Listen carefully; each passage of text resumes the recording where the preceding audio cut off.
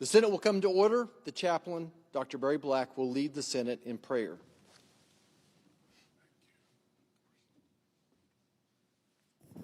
Let us pray. Eternal God, we thank you for the progress we have made on this journey to reopen the government. We refuse to give in to the fatigue of despair because you have filled us with the buoyancy of hope. Lord, you know the hopes of the helpless. You bring justice to the oppressed. You see the troubles we face, for you are our all-wise King. Continue to shower us with your blessings, instructing our lawmakers with your wisdom as you use them for your glory. And Lord, bless our veterans. We pray in your sovereign name. Amen.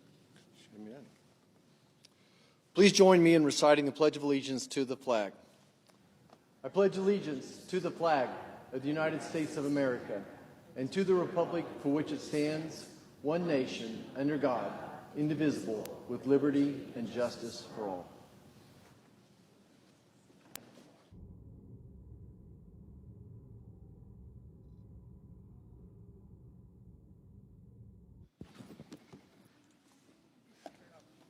Ready? The clerk will read a communication to the Senate. Washington, D.C., November 10, 2025, to the Senate. Under the provisions of Rule 1, Paragraph 3 of the Standing Rules of the Senate, I hereby appoint the Honorable Roger Marshall, a senator from the state of Kansas, to perform the duties of the chair. Signed, Chuck Grassley, President pro tempore. Under the previous order, the leadership time is reserved. Morning business is closed. Under the previous order, the Senate will resume consideration of the motion to proceed to H.R. 5371, which the clerk will report. Motion to proceed to calendar number 168, H.R. 5371, an act making continuing appropriations and extensions for fiscal year 2026 and for other purposes.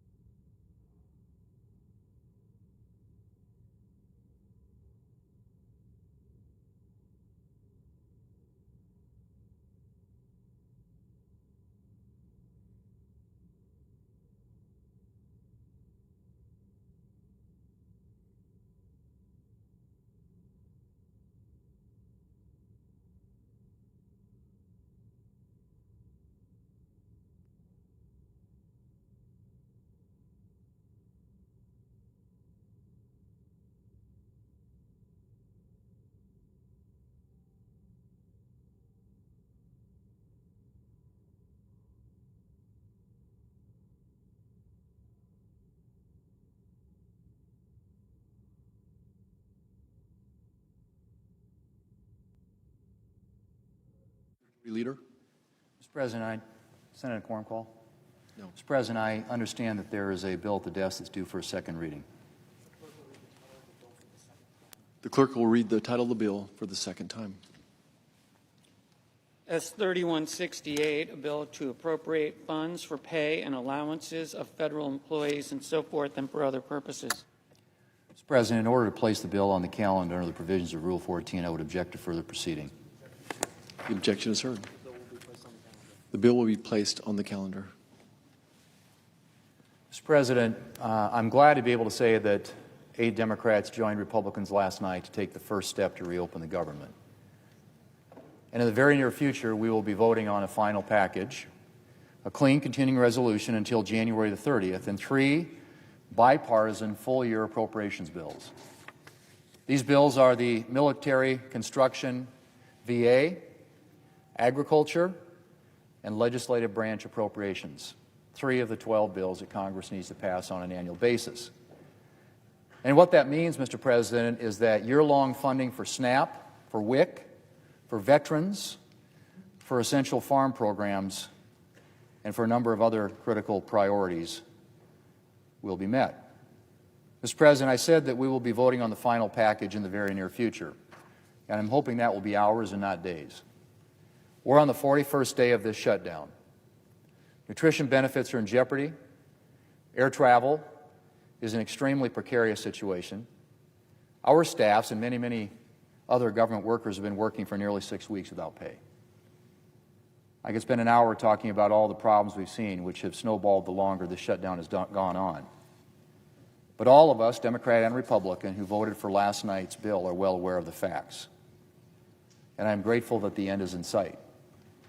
But I would encourage every member of this body, Democrat or Republican, pro-bill or anti-bill, not to stand in the way of our being able to deliver the coming relief quickly.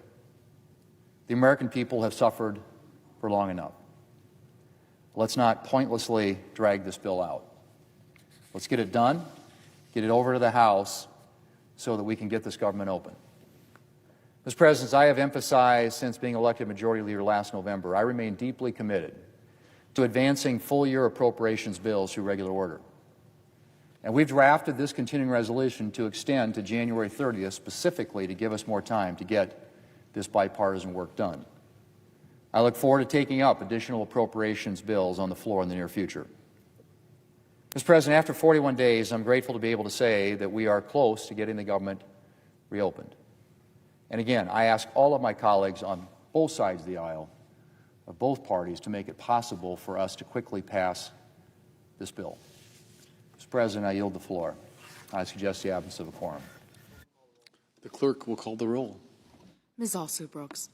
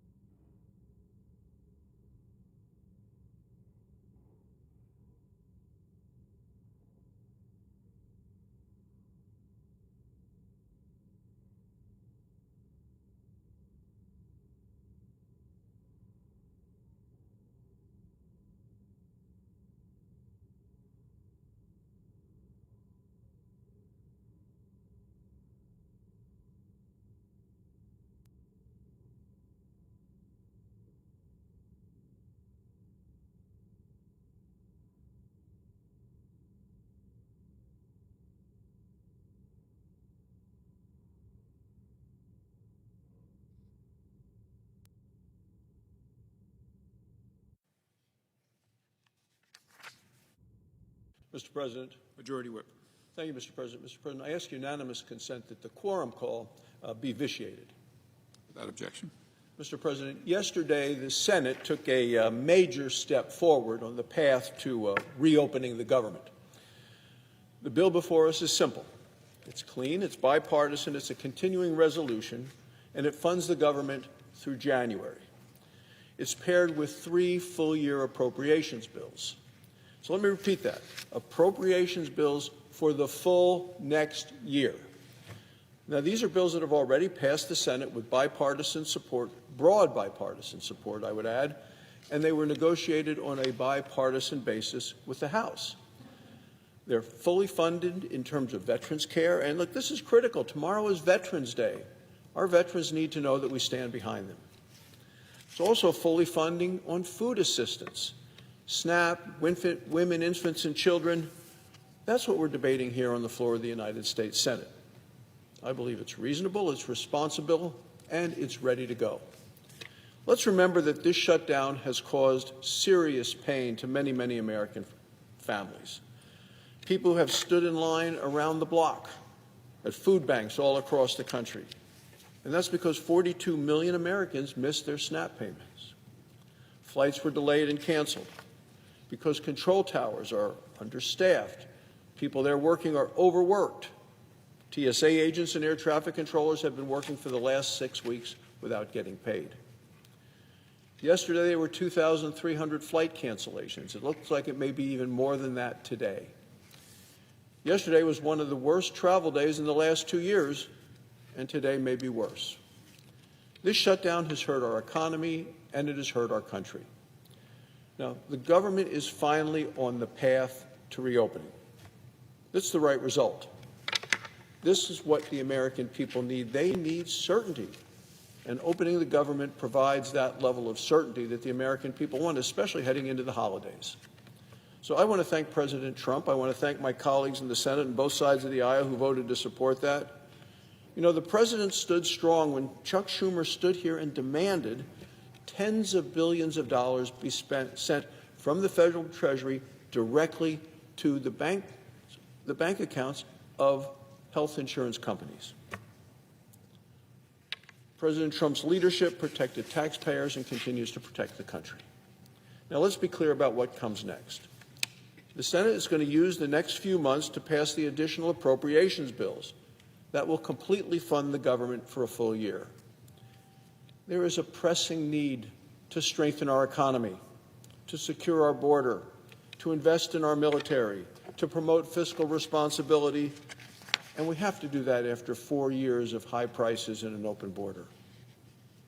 That's what Republicans in this body and across the hall are fighting for. And let's be clear, Republicans are making the appropriations process work again.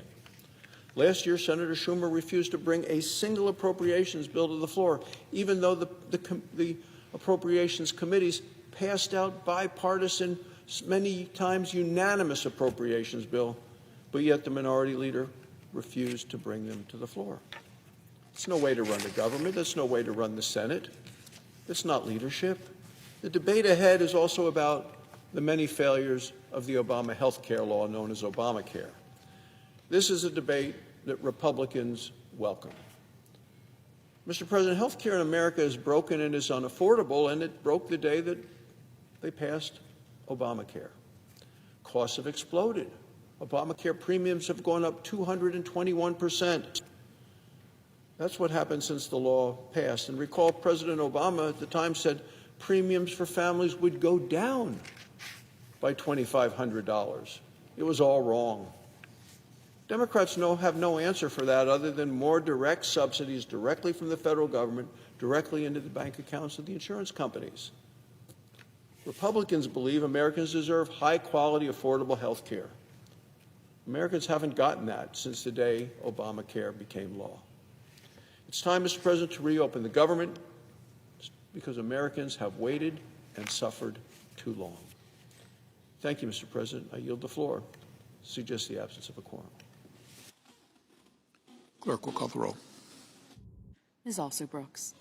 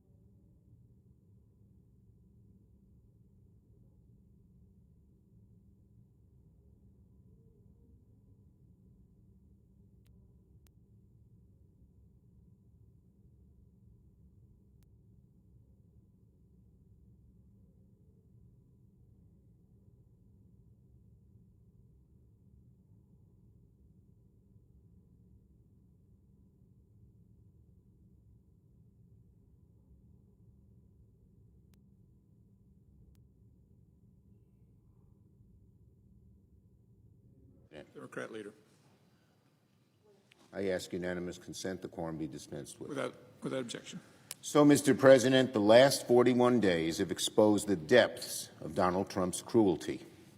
He shut the government down longer than any president in American history, took innocent kids, veterans, federal workers as hostages, political hostages, all because he refuses to do anything to fix the health care crisis and instead keeps pushing policies that will cut people's coverage even more. Look no further than Donald Trump's war on SNAP. Last night, the First Circuit reaffirmed what lower courts have already said. Donald Trump cannot take 42 million hungry people as hostages. He cannot withhold the benefits they need for food for their families. Even now, Donald Trump isn't satisfied. Today, even more cruel, he appealed to the Supreme Court yet again to try and get out of paying full SNAP benefits. The president's done a lot of cruel, nasty, mean things over the years. But going all the way up to the Supreme Court not once but twice to ensure kids go hungry is about as cruel a thing as he's ever done. Donald Trump would rather make hungry Americans suffer, make kids suffer, make veterans go hungry and disabled individuals suffer, than do anything to lower health care costs for the American people. The American people will not forget Donald Trump's cruelty and heartlessness over the last 6 weeks. And let me say something else. The American people have now awoken to Trump's health care crisis. Health care is once again at the forefront of people's minds. People now see that premiums are about to skyrocket. They're terrified about how they're going to pay for their insurance. Democrats demanded that we find a way to fix this crisis and quickly, but Republicans have refused to move an inch. So I cannot support the Republican bill that's on the floor because it fails to do anything of substance to fix America's health care crisis. The health care crisis is causing millions of families back home sleepless nights because they don't know how they're going to afford health care insurance so much needed by their families. Doing nothing is unacceptable, but that's the choice the Republican side made in obeisance to Donald Trump. Republicans now own this health care crisis.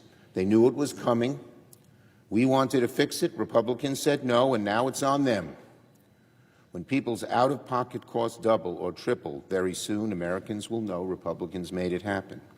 When 60-year-old couples start paying $20,000 a year for health insurance, they'll know Republicans made it happen. When 4 million Americans lose insurance, when kids with cancer are priced out of coverage, when families face financial ruin, they'll know Republicans made it happen. And the pain will only get worse as more and more people on ACA and with private insurance see their premiums go up and up and up. People out there are struggling. It's harder to make ends meet. Rent is up, groceries are up, people's electricity bills have gone up, and now, thanks to Republicans, health care costs will spike dramatically. The past few weeks have exposed with shocking clarity how warped Republican priorities truly are. While people's health care costs have gone up, Republicans have come across as a party preoccupied with ballrooms, Argentina bailouts, and private jets. Republicans' breach of trust with the American people is deep and perhaps irreversible. And now that they have failed to do anything to prevent premiums from going up, the anger that Americans feel against Donald Trump and the Republicans is going to get worse.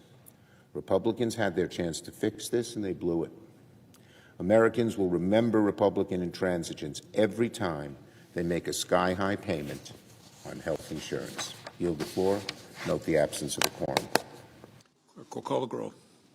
Ms. Alster-Brooks.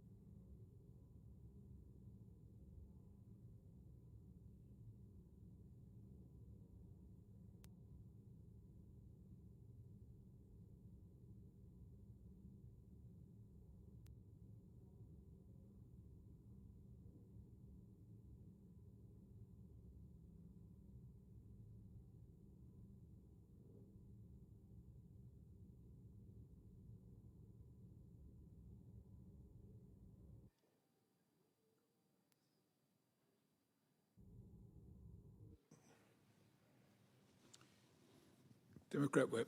Are we in a quorum call? Yes. I ask unanimous consent the quorum call be suspended. Without objection. Mr. President, after a record government shutdown of 41 days and 14 roll calls failing to reopen it, the situation was clear. Donald Trump and the Senate Republican leadership were unwilling to do anything to reduce skyrocketing health insurance premiums, a terrible problem facing some 24 million American families. The shutdown of the government stopped paychecks for thousands of federal workers, causing real hardship for their families, including our overworked and understaffed air traffic controllers and many other critical members of the federal workforce. Food pantries in my state and across the nation were overwhelmed when President Trump stopped SNAP food payments to 42 million Americans, 1/3 of whom were children. Food pantries being overwhelmed as well by unemployed workers who'd been laid off and furloughed because of the government shutdown.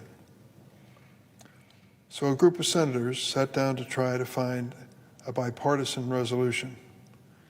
After lengthy negotiations, an agreement was reached with the Republican Senate leader, John Thune. We will agree to open the government until January 30th, 2026. During that time, we will pass 3 bipartisan appropriation bills that will fully fund SNAP, WIC, and all the veterans programs and finish our work on the remaining spending bills for this fiscal year. The agreement would also reverse the Trump administration's mass firings during the shutdown and prevent future ones through January 30th. We credit Senator Kaine of Virginia for this provision. Leader Thune has also promised the Democrats an opportunity before mid-December to present a Democratic bill on the floor with proposals to change the law and protect American families from dramatic health care premium increases. It is my fervent hope that this ends up being a bipartisan effort. It would be such an achievement of the Senate to finally return to that status. I've served in the Senate for 29 years, and I've never seen that kind of offer from a Senate majority. During the historic roll call last night, I walked across the aisle and met with Senator John Thune, the Republican leader. I told him that I was counting on him to keep his word on this agreement. He assured me he would. The fate of this effort depends on both the Senate and the House of Representatives. After a 7-week absence, the Speaker Johnson needs to call his members back and join us in the hard work that lies ahead. Many of my friends are unhappy. They think we should have kept our government closed indefinitely to protest the policies of the Trump administration. I share their opinions of this administration, but cannot accept a strategy which wages political battle at the expense of my neighbor's paycheck or the food for his children. Mr. President, I yield the floor.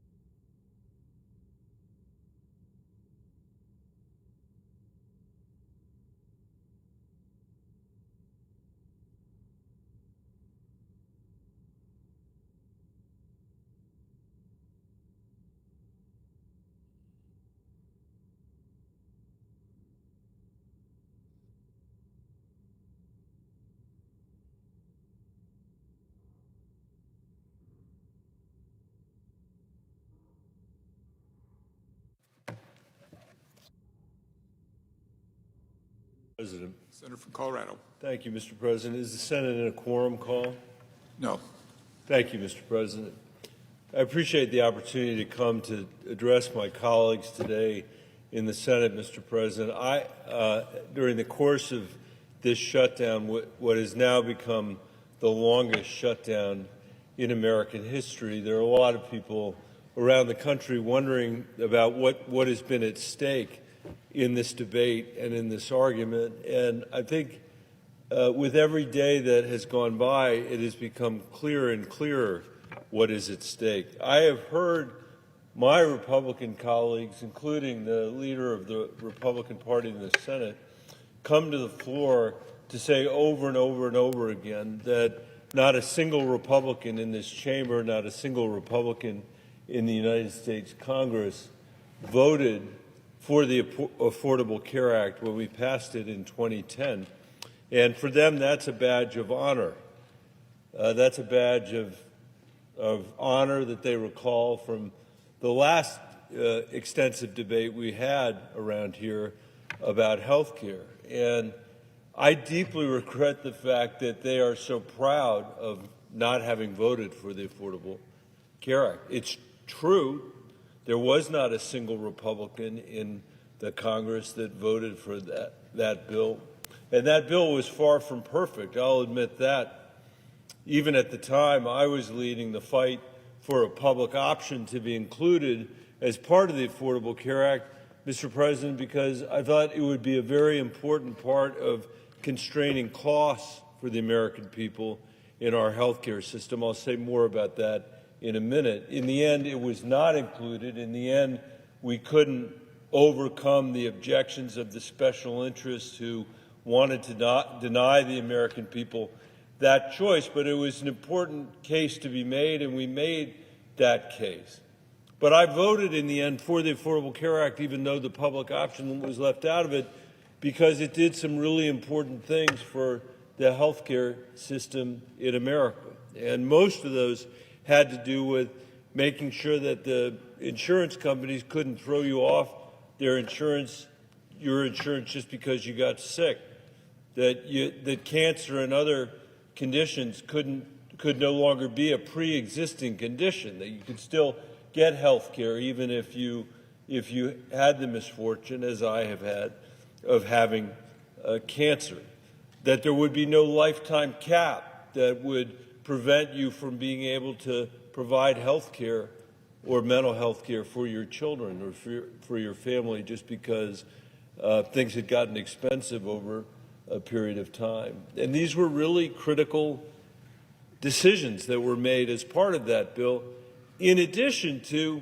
the expansion of Medicaid across the country, to be able to ensure that more working people had the chance to be able to afford health care. Which brings to mind one of the really unusual, the unusual context in which we have health care debates in America, which is that we are the only rich country in the world. We are the only industrialized country among all industrialized countries where health care is not a right of citizenship for everyone who lives in that country. And notwithstanding the fact that we have less access to health care than any other industrialized country in the world, it costs twice as much in the United States. It costs twice as much for the federal government. It costs twice as much for our society. And most important, it costs twice as much for the people that we represent in our various states, including in the state of Colorado.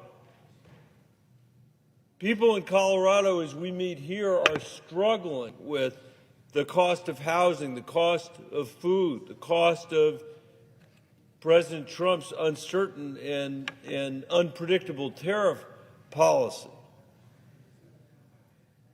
But they are also continuing to struggle with the cost of health care because we are spending twice what any other industrialized country is spending to get a worse result. I know the President knows this, the President of the Senate knows this, because he's a doctor. And I've heard him talk about the condition of our health care system, Today in the United States, our life expectancy is 6 years shorter than it is in any of those industrialized countries. What greater indictment could there be of this system? In the 1970s, we had the same life expectancy as the rest of these countries. In fact, we were in the middle. And in the years since, we have fallen farther and farther and farther behind as we have spent more and more and more money. Because the system we have is so shot through with benefits for special interests, among other things, and a complete lack of transparency, which is a fancy way for saying that literally nobody has any idea what anything costs in our healthcare system.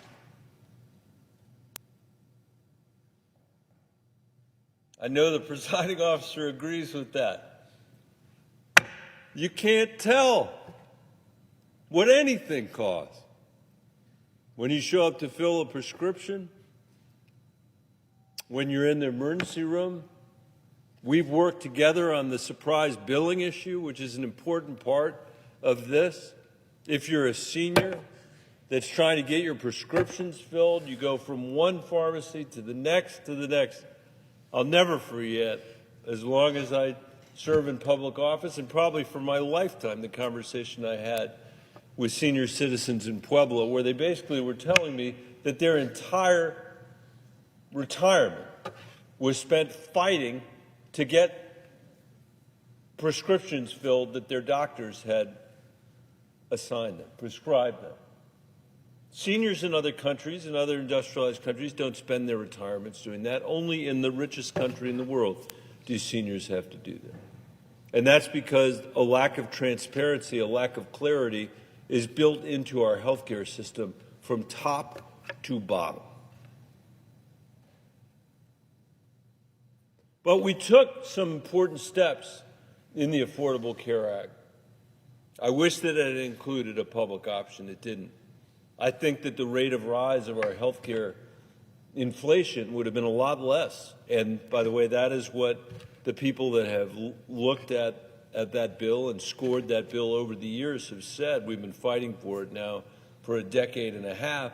They've said that it would actually save the government money because it would lower health care costs. It would introduce some competition into our insurance market.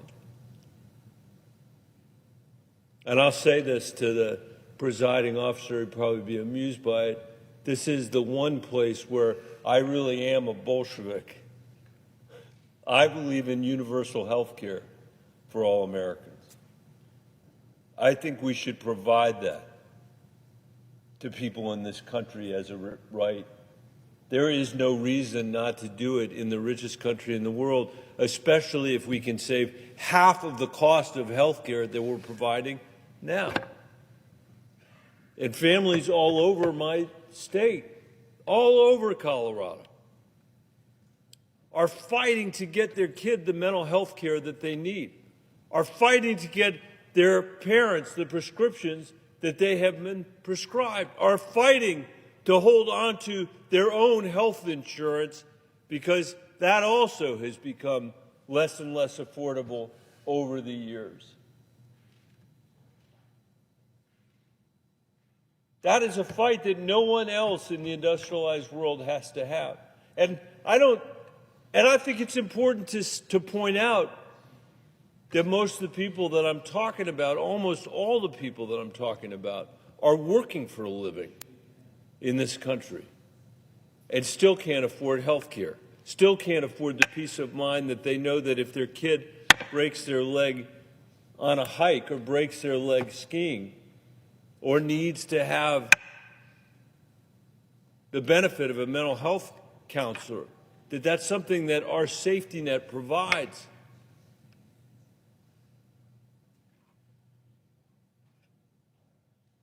Because health care should be a right. It is a right. And whether you get it or not shouldn't be determined on how wealthy you are or where you live, Mr. President.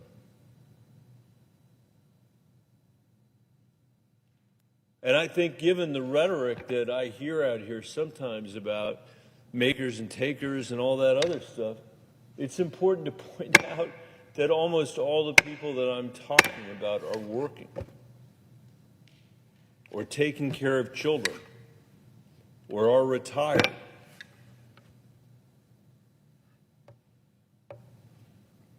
We should have a universal health care system in this country. But in the meantime, Mr. President, we shouldn't be making matters worse, which is why this debate is so crazy.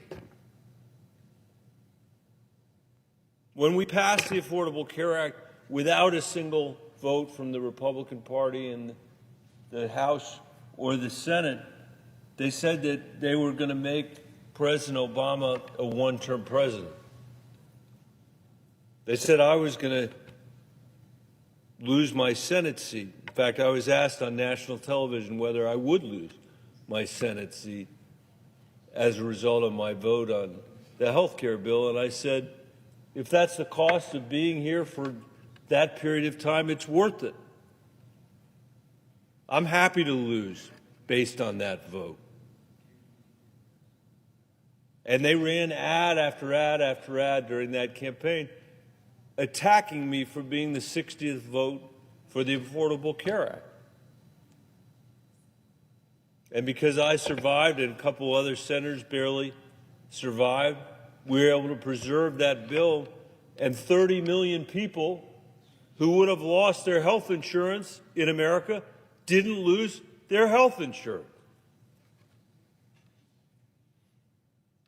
And then the efforts in the House began to repeal the Affordable Care Act. And Mr. President, they voted, I lost count, I think it was 70 times to repeal the Affordable Care Act in the House of Representatives. At least 70 times. They never were able to do it, and the longer it was there, the more people came to see the benefits of the insurance protection, came to see the benefits of the expansion in Medicaid, came to see the benefits of at least having a little bit of comfort that they couldn't just throw you off your insurance because they felt like it.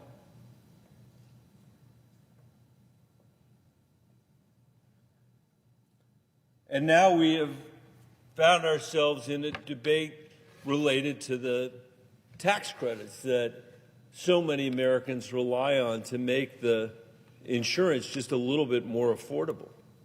I wouldn't say affordable. I'd say a little bit more affordable. I'd say barely affordable,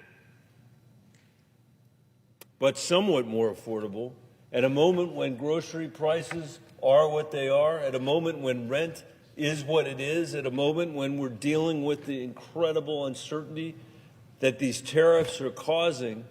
It would seem the least we could do is not make matters worse. The least we could do is extend the benefit, the tax credit, so it's a little bit easier for people to buy insurance for themselves and for their families.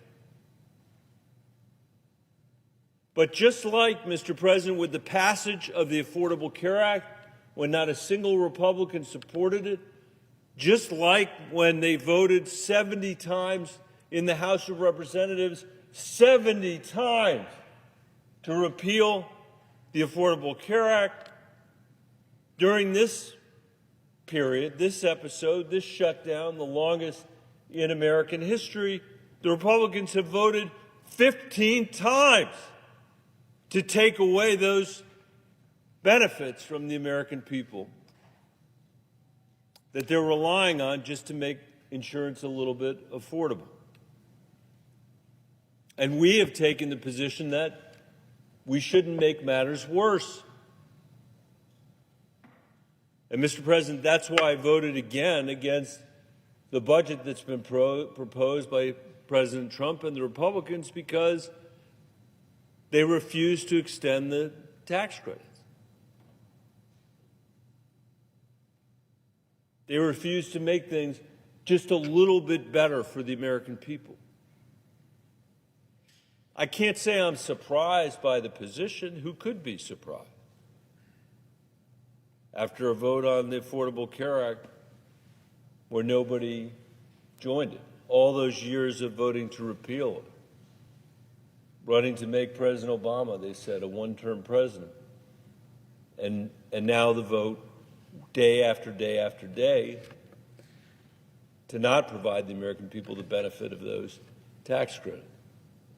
And before this debate closes, I just want to say again, Mr. President, that the current system is in dire need of help. The American people are hanging on to their fingertips when it comes to the cost and availability of health care. There is no rich country in the world that doesn't have a universal system of health care. There is no rich country in the world that doesn't routinely supply access to doctors and primary care, access to mental health care for families and for kids, prescription drugs that don't cost an arm and a leg. It is not a pain point for those people in the different phases of their lives, much less a pain point every single day, which it is for the people that I represent in Colorado.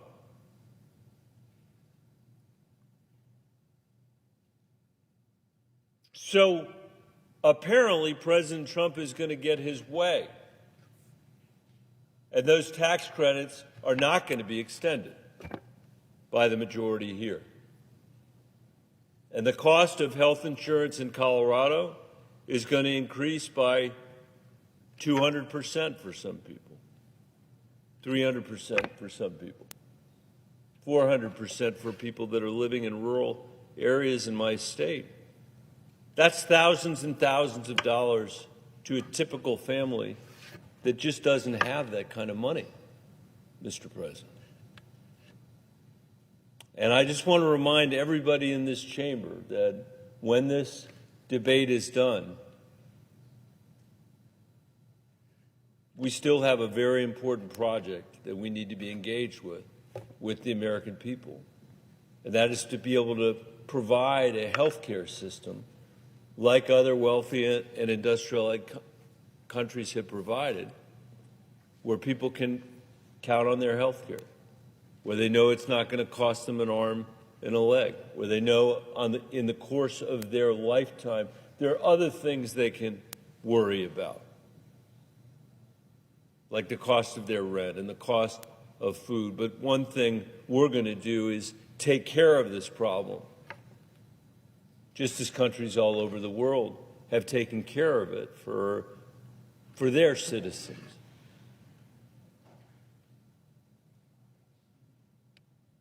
I wish I could say that the politics around health care have gotten better over the years that I've been here. They really haven't, Mr. President. But I think that the debate that we have had in this moment is going to serve to clarify who's fighting to try to make this system better for the American people and who's not.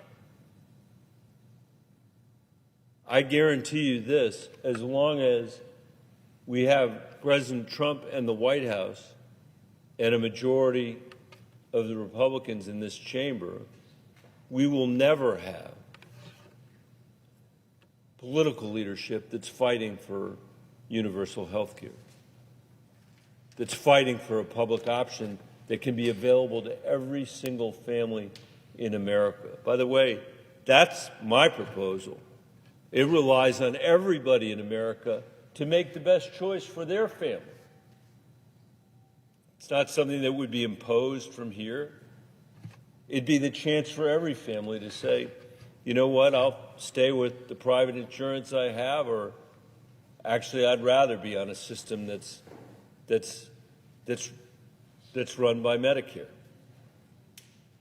where I know I'm going to have access to mental health care and health care for my family in a predictable way. And I'll just close. I can see my colleague from Massachusetts. I'll close by saying my heart especially aches for young people across this country, the people the age of my own daughters. I had a young woman ask me the other day, a recent graduate of Western State in Gunnison, Colorado. She said, "I'm coming off my parents' insurance when after I'm 26. You'll remember we put that in the health care bill. Before that, there was no opportunity for people to stay on their parents' insurance. We did it. We said you get to stay until you're 26. But then she said to me, "Senator, what am I supposed to do? Take 2 or 3 jobs to pay for my health insurance when I have to come off my parents' insurance?"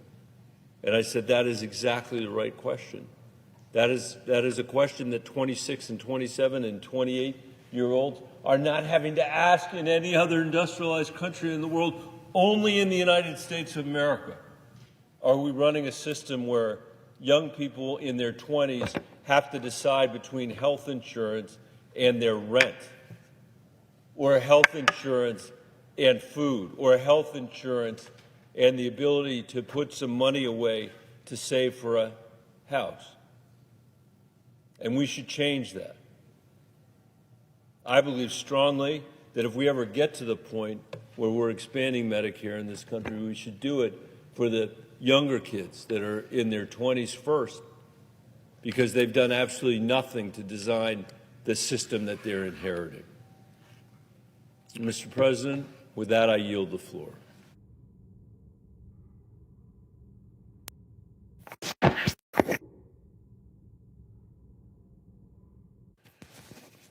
Mr. President. The senator from Massachusetts. Thank you, Mr. President. Mr. President, our dedicated federal workers deserve to get paid. And I'm glad this deal means that the government will reopen, that public servants will be returning to work, and that they will receive their paychecks, including back pay. And I'm also pleased that this deal will prevent Donald Trump from further delaying SNAP benefits for hungry children, senior citizens, and families, using hungry people as political pawns, which is what Donald Trump has been doing, is disgusting.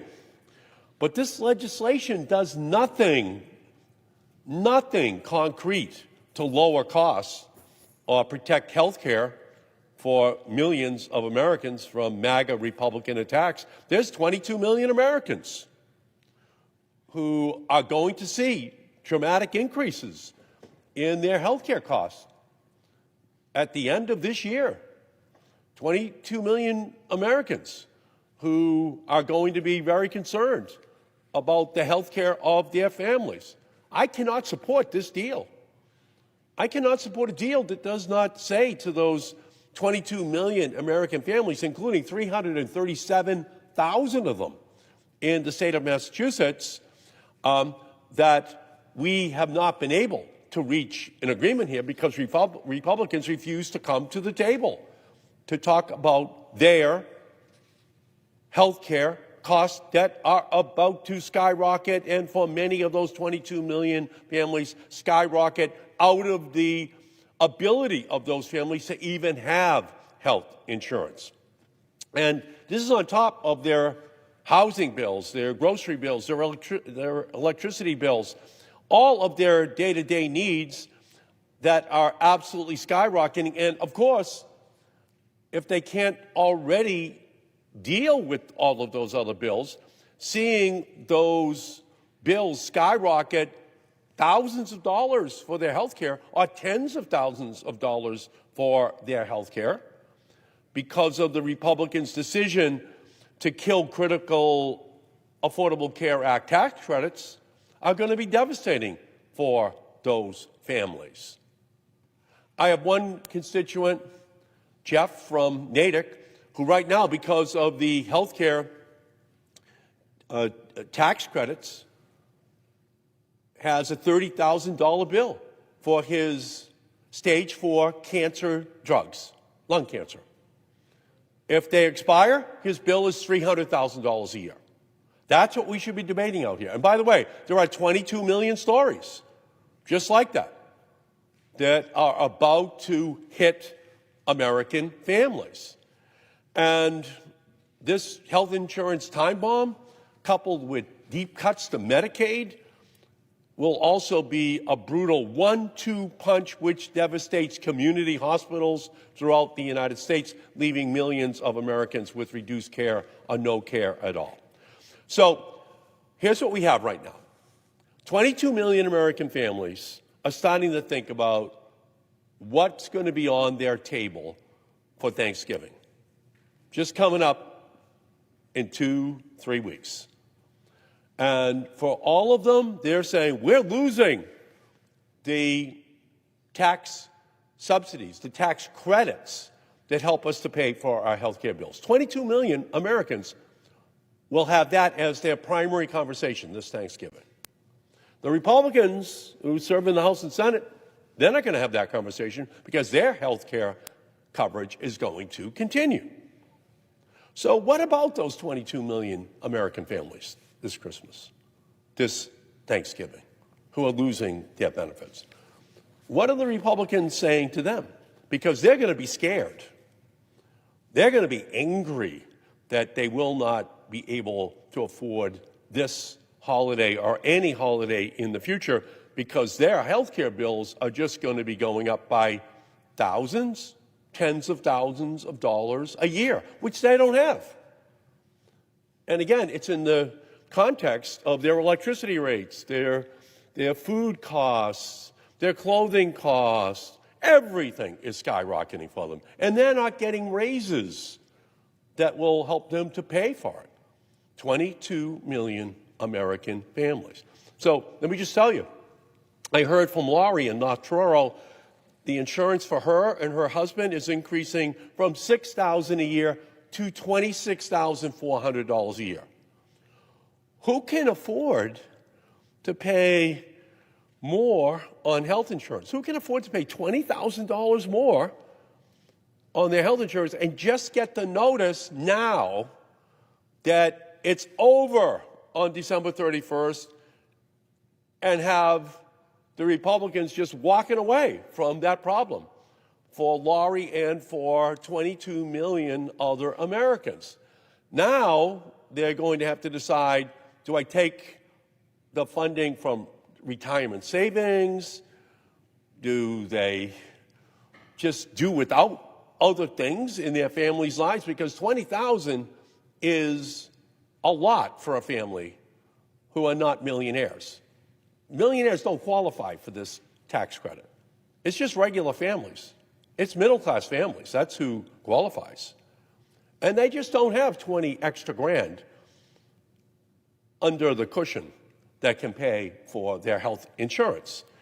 So this is a tragedy in the making and one that we can't avoid. But let's not fool ourselves. Trump and MAGA Republicans have been shutting down the government since Inauguration Day. Gutting Medicare, gutting Medicaid, gutting the Affordable Care Act. That was their big vote in the first week of July of this year, 2025. Gutting, gutting, gutting. Medicare, Medicaid, the Affordable Care Act.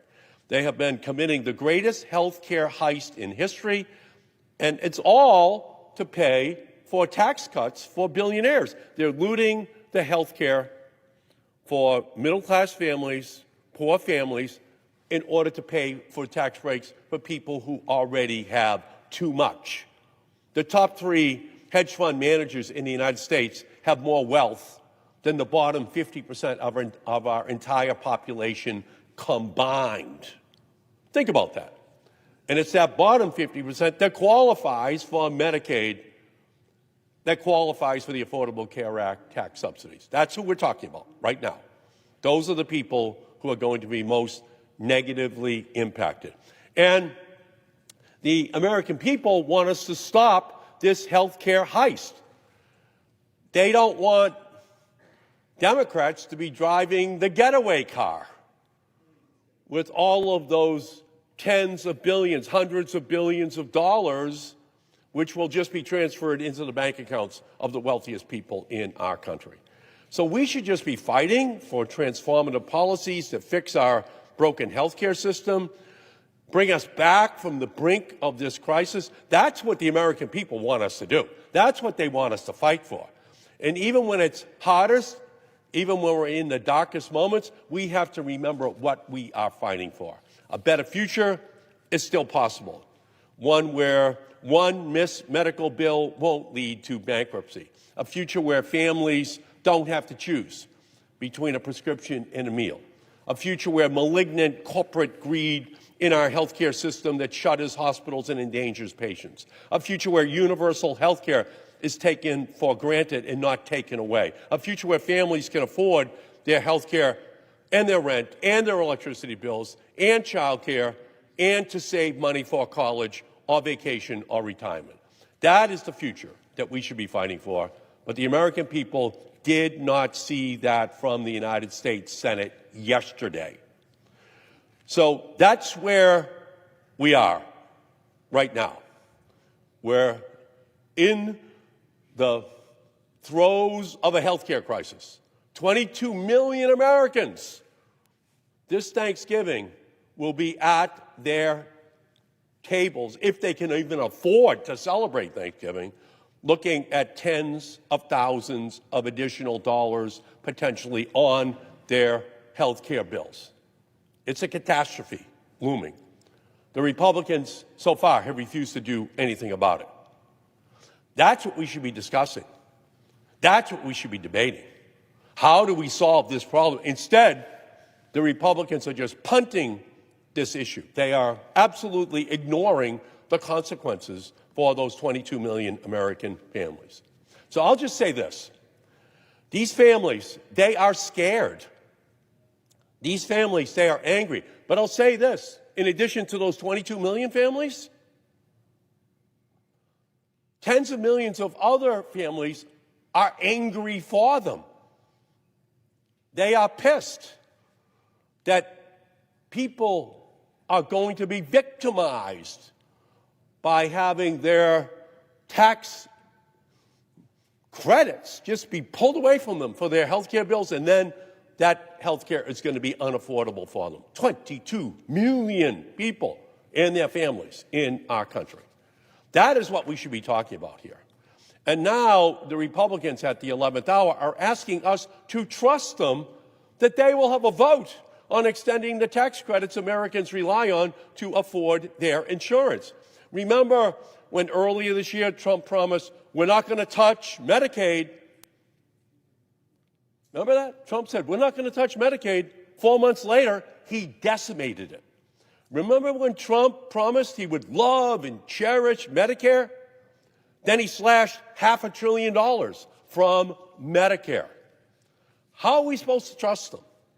So to all of the Senate Republicans inclined to oppose a simple one-year extension of the Affordable Care Act, premium tax credits when a vote is held in December, credits that are hugely popular in both red and blue states, just remember that you do so at your own political peril.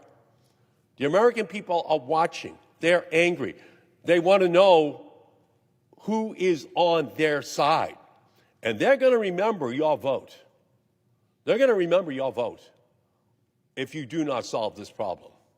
Thanksgiving is going to be the worst Thanksgiving ever for millions of families, knowing that they're going to lose their health insurance. And the Republicans can do something about it.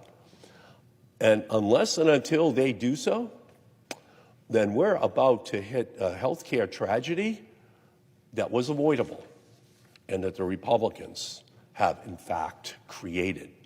This is a man-made crisis. And that man is the President of the United States, and the Republicans here on the floor of the Senate are following him blindly in a way that is going to result in harm to 22 million Americans and their families. So this is the moment, this is the time, this is the place, this is where people should be standing up to fight for those people. Health is the first wealth. Health is the most important wealth. Without your health, you have nothing. You have nothing. Everything else is built upon health. Everything. And the Republicans are taking away that health care from 22 million Americans. This is not the way to send families into Thanksgiving and Christmas. This is not the way we should be treating people. We're the wealthiest country in the history of the world. Yale University has made it very clear that 50,000 people additionally are going to die per year if all of Trump's health care cuts go into place. That's 500,000 people dying over the next 10 years if these health care premiums, if Medicaid is slashed. That's on this body. That's on this Senate. That's on the Republican leadership. And all I can say to you is that this is a mistake. It's an historic mistake. It's cruel. It's wrong. It's not what we should be doing to those who are most vulnerable, most in need in our country.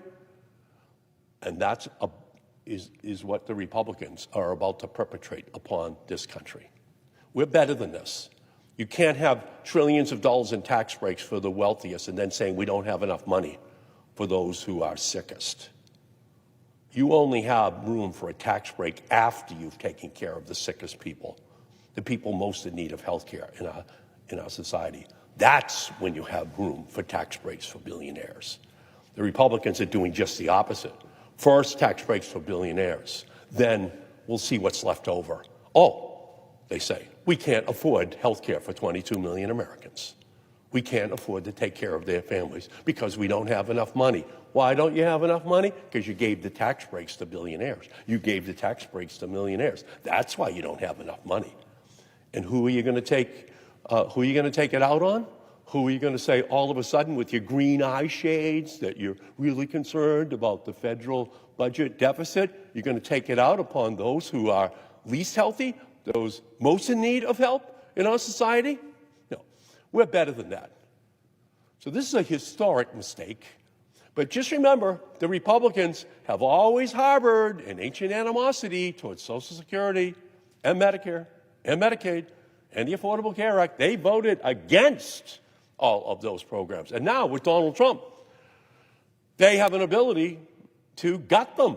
And that's what they're doing. That's what they're doing. When they had a chance to stand up and say, no, let's be reasonable, let's keep the health care subsidies, which are most needed, they just are walking away right now. Donald Trump operates under Godfather Part 1 rules. He gives them offers they can't refuse. And we saw that with senators who tried to stand up to say, no, the Medicaid cuts are too deep. The Affordable Care Act cuts are too deep. Trump just called them and said, your career is over. You will not be a senator again. So now we're seeing the remaining senators who are here, who are Republicans. And they are just saying, whatever you want, Mr. Trump, whatever Russell Vogt wants at OMB, whatever Stephen Miller wants, we'll do. We're not going to have a negotiation. We're not going to sit down.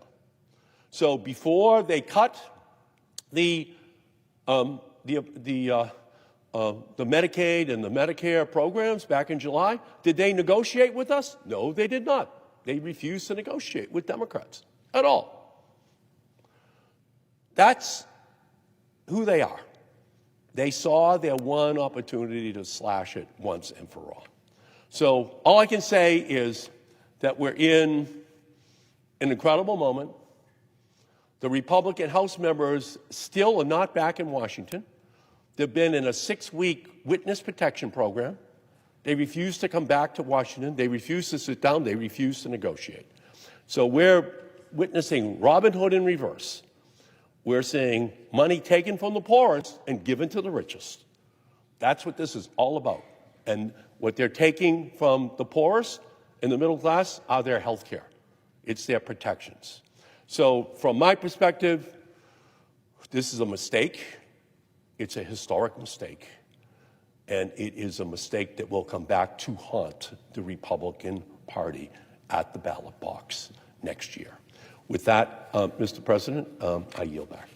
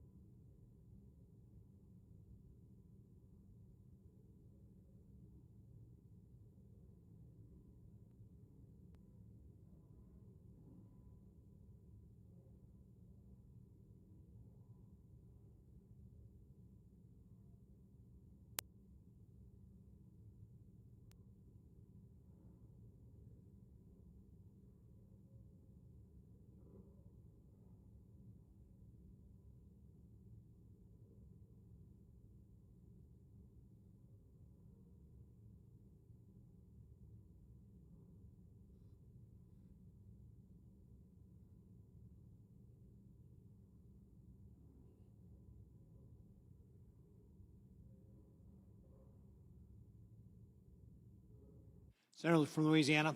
Mr. President, I've been coming to the floor to speak about how can we go forward in a way which actually lowers lowers the cost of having health insurance for those who are on the exchanges and begin to build to a future where we lower the cost of health insurance and health care for everybody, whether you're on an Obamacare exchange or an employer-sponsored insurance or you name it. And so we know there's going to be a vote as part of this agreement to reopen the government on what to do about the exchanges. So we need to be thinking and talking about the solutions that are out there that benefit the American people. And of course, what the issue is underlying, people cannot afford their health insurance. They cannot afford their health care. Those are two different things, by the way. The cost of health care is what dictates, theoretically at least, the price of health insurance. If you lower the cost of health care, then you will lower the price of health insurance. I saw this as a physician practicing in a hospital for the uninsured for 20 years. I should say the uninsured and the poorly insured. There have been middle-income people who could not afford their insurance and or could not afford their health care. So how do we get out of it? Well, first, it's complicated. We've got to be creative, and we got to abandon set positions. Sometimes we're in this chamber, and all we do is stick to our guns, and if the other party suggests something, we automatically reject it. We've got to move beyond that, not as, oh my gosh, the other side proposes, I reject, but rather, wait a second, let's listen. Is there a solution here that can benefit the American people? Now, Obamacare tried to make, and has tried to make, health care affordable, health insurance affordable, by just throwing billions at it. And the problem with that doesn't make health care affordable. It just makes the health insurance premium less expensive for those who are on the exchanges. But this actually drives up the cost of insurance for some and does nothing about the underlying health care costs driving up the premiums for others. So what's my proposal? I would propose that we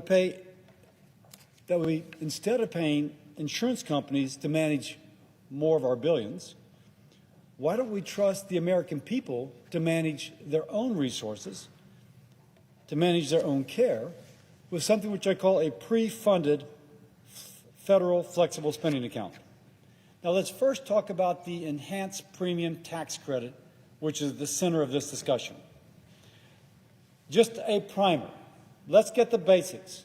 There are two types of premium tax credits used to fund insurance for those who are on the Obamacare exchanges. One is the baseline tax credit in the original Obamacare law, which helps pay for the premiums for those who earn less than 400% of the federal poverty level. But that didn't control costs, and so during the COVID epidemic, the Biden administration put in something called the enhanced premium tax credit. It provides some additional benefits for those less than 400% of federal poverty, but it gave additional benefits for those above 400% of federal poverty. If you will, acknowledging that Obamacare had not controlled health care costs and premiums on the exchanges for those above 400% have become unaffordable. So, let's be clear. The discussion we're having now is not about the baseline premium tax credits. It is about the enhanced premium tax credits, which started under the Biden administration. So it begs the question, why were enhanced premium tax credits necessary? Well, as we've said, the cost of health care has continued to rise. And you can argue that if you're going to an insurance company and you're saying, we're going to give you more money if health care costs more, that they do not have the incentive to help control those health care costs. Now, I am not here to bash insurance companies. They are essential to our society. So just put that out there. But if you have the choice of giving the money to the patient for her to manage it or giving it to the insurance company, I think we should give it to the patient. So,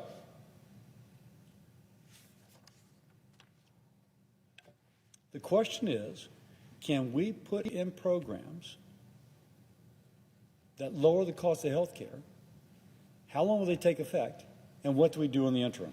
Well, it's too soon this coming year to put in programs to lower the cost of health care.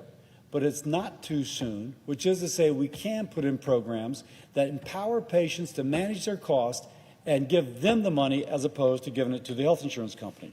But to do that, we got to think differently. So, how do we lower costs for the coming year for the individual who's on the exchanges? Now, it's important to realize that the total cost of having health insurance is not just the premium, but it includes the deductible and the copay. So if you can help with the deductible and the copay, that is as effective or even more effective than helping with the premiums. So what I'm proposing is something which actually helps the patient become a wise consumer of health care, helping her with the premium and the copay, working with the health insurance policy, with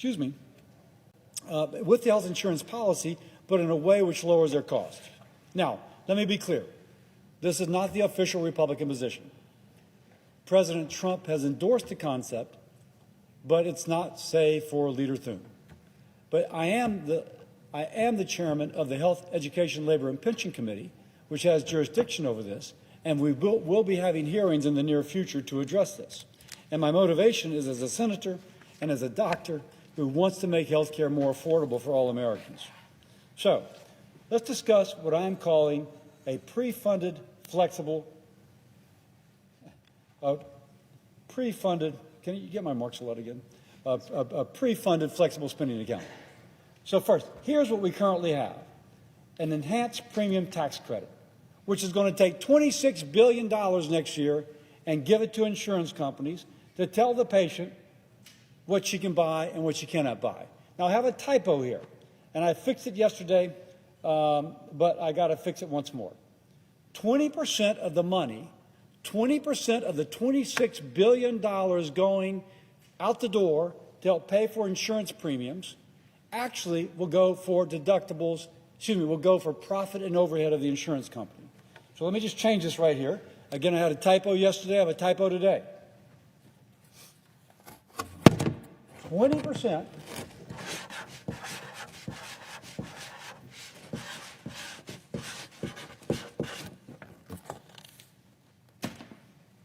20% of the money we're giving to the insurance companies under the enhanced premium tax credits goes for profit and it goes for administrative overhead. Only 80% goes to pay for the insurance premium, to pay for health care costs for the person who's the recipient. Let's speak of what I am describing, the pre-funded flexible savings account. Pre-funded because you take the enhanced premium tax credit, instead of giving it to the insurance company, you give it to the individual and her family through a flexible spending account. A flexible spending account which millions of Americans already have. She can use this money to pay for prescription drugs, for dental work, for medical care, eyeglasses, orthodontia, much more flexibility than through a traditional insurance policy. And the key thing is, whereas if we give the money to the insurance company, 20% goes for profit and overhead. If we give it to the patient, 100% goes to health care that she needs. 100% goes to her family's health care needs. 100%, not 80%. This is better value for the health care dollar. Next, please. Oh, I'm sorry. Do I have another slide or not? I have to stand on this floor. Now, who would get it?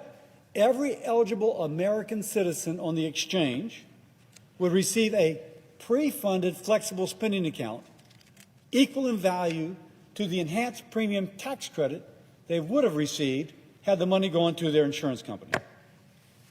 It doesn't pay for insurance premiums, but it pays for the actual health care that they actually need. Now, I'm pleased to say, next slide, President Trump has tweeted in support of the concept. Now, of course, I'm pleased to be aligned with the president on this. He says he recommends that instead of giving hundreds of billions of dollars, and this is President Trump's rhetoric, to money-sucking insurance companies,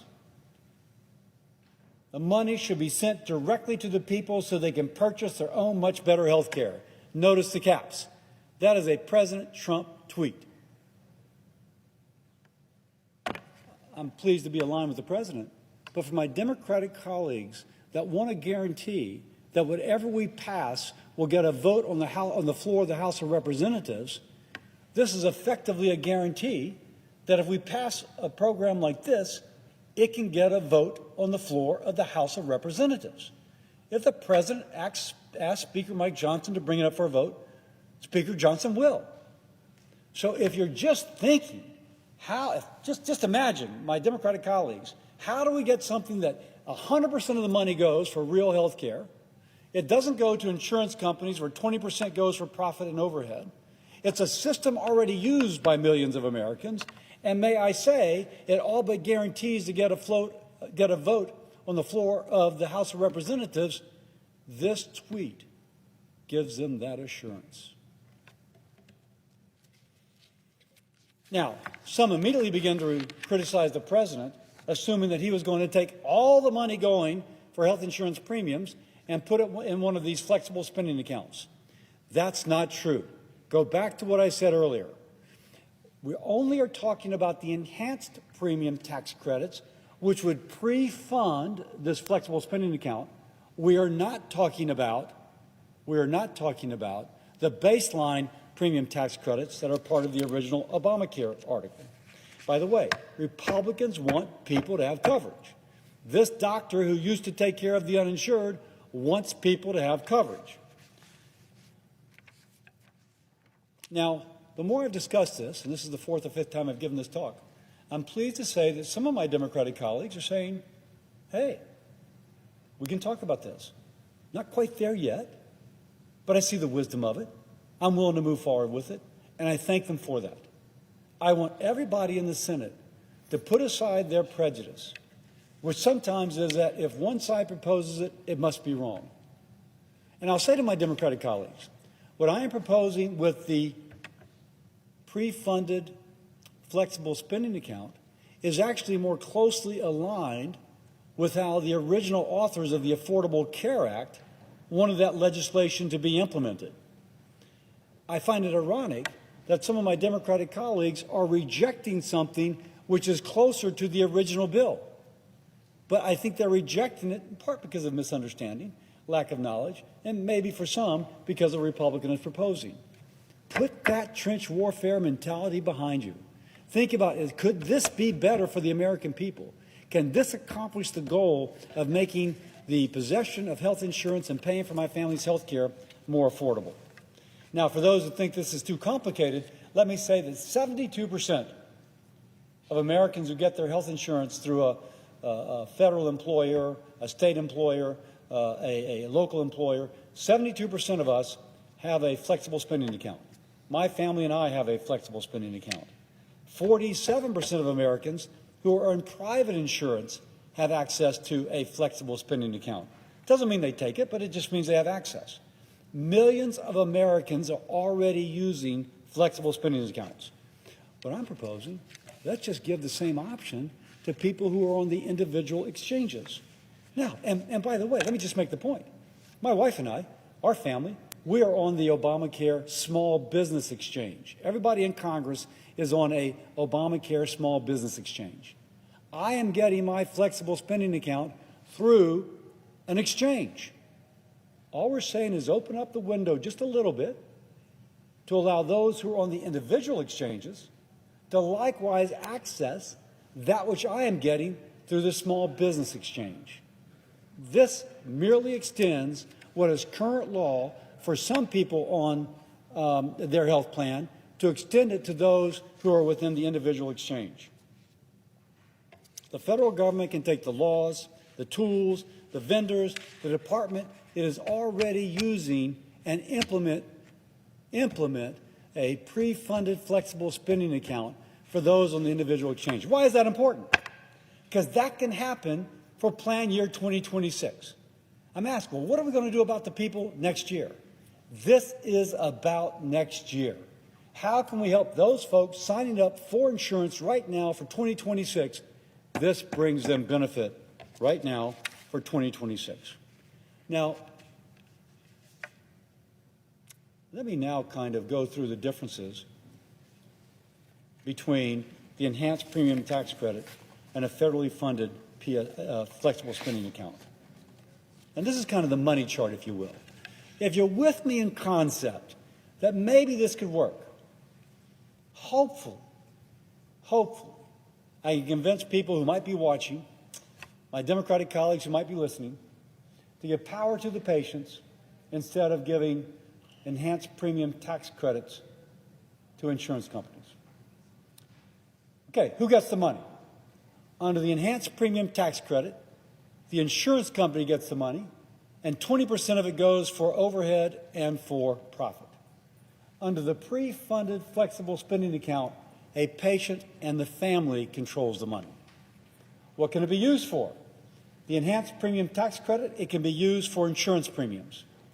Under the pre-funded flexible spending account, it can be used for real care, if you will. Dental visits, physician visits, eyeglasses, prescriptions, orthodontia. It has more flexibility than the traditional insurance policy has. Who makes the decision? Well, the golden rule. He who has the goal makes the rule. Under the enhanced premium tax credit going to insurance companies, the insurance company makes the decision. They decide what care you have, where you get it, and how much you are charged. When you have a pre-funded flexible spending account, the patient makes the difference. The patient makes the decision. She decides where the dollars go. I always use the feminine because women make 95% of healthcare decisions for themselves, their family, for their spouse, for their boyfriend. I always chuckle. Guys are the stupidest thing in the world when it comes to their health care. Maybe a couple other things. But the people that care about this are typically women, and so I speak to her. And does it lower cost? Under the enhanced premium tax credit, there's really minimal incentive for the insurance company to attempt to lower cost. So therefore, as costs go up, so do premiums. On the other hand, under a pre-funded flexible spending account, you empower patients to shop, which drives competition. One example, I was once stopped on the street by someone who had seen one of my talks, and she goes, "You talked about using cash or using my flexible spending account or using my health savings account to buy something." There was a MRI ordered for my son's shoulder. My deductible was $5,000. The MRI was going to cost $2,000. I was going to have to pay $2,000 for my son's MRI of his shoulder. And I said, "Wait, do you have a cash price?" "Oh, well, your cash price is $600. If you don't want to go through the insurance company, your cash price is $600. Now, the typical Obamacare plan has a deductible anywhere from $3,000 to $6,800. So if we're talking about an MRI costing $2,000, you're still within the deductible. If you have a flexible spending account, you're not paying for that out of your pocket. You're paying for it with your flexible spending account, and you can ask, what if I give you cash instead? And they'll give you the lower price, not the higher price if there's a lower cash price than there often is. This turns that woman, that family, into an informed consumer, and that begins to drive down the cost.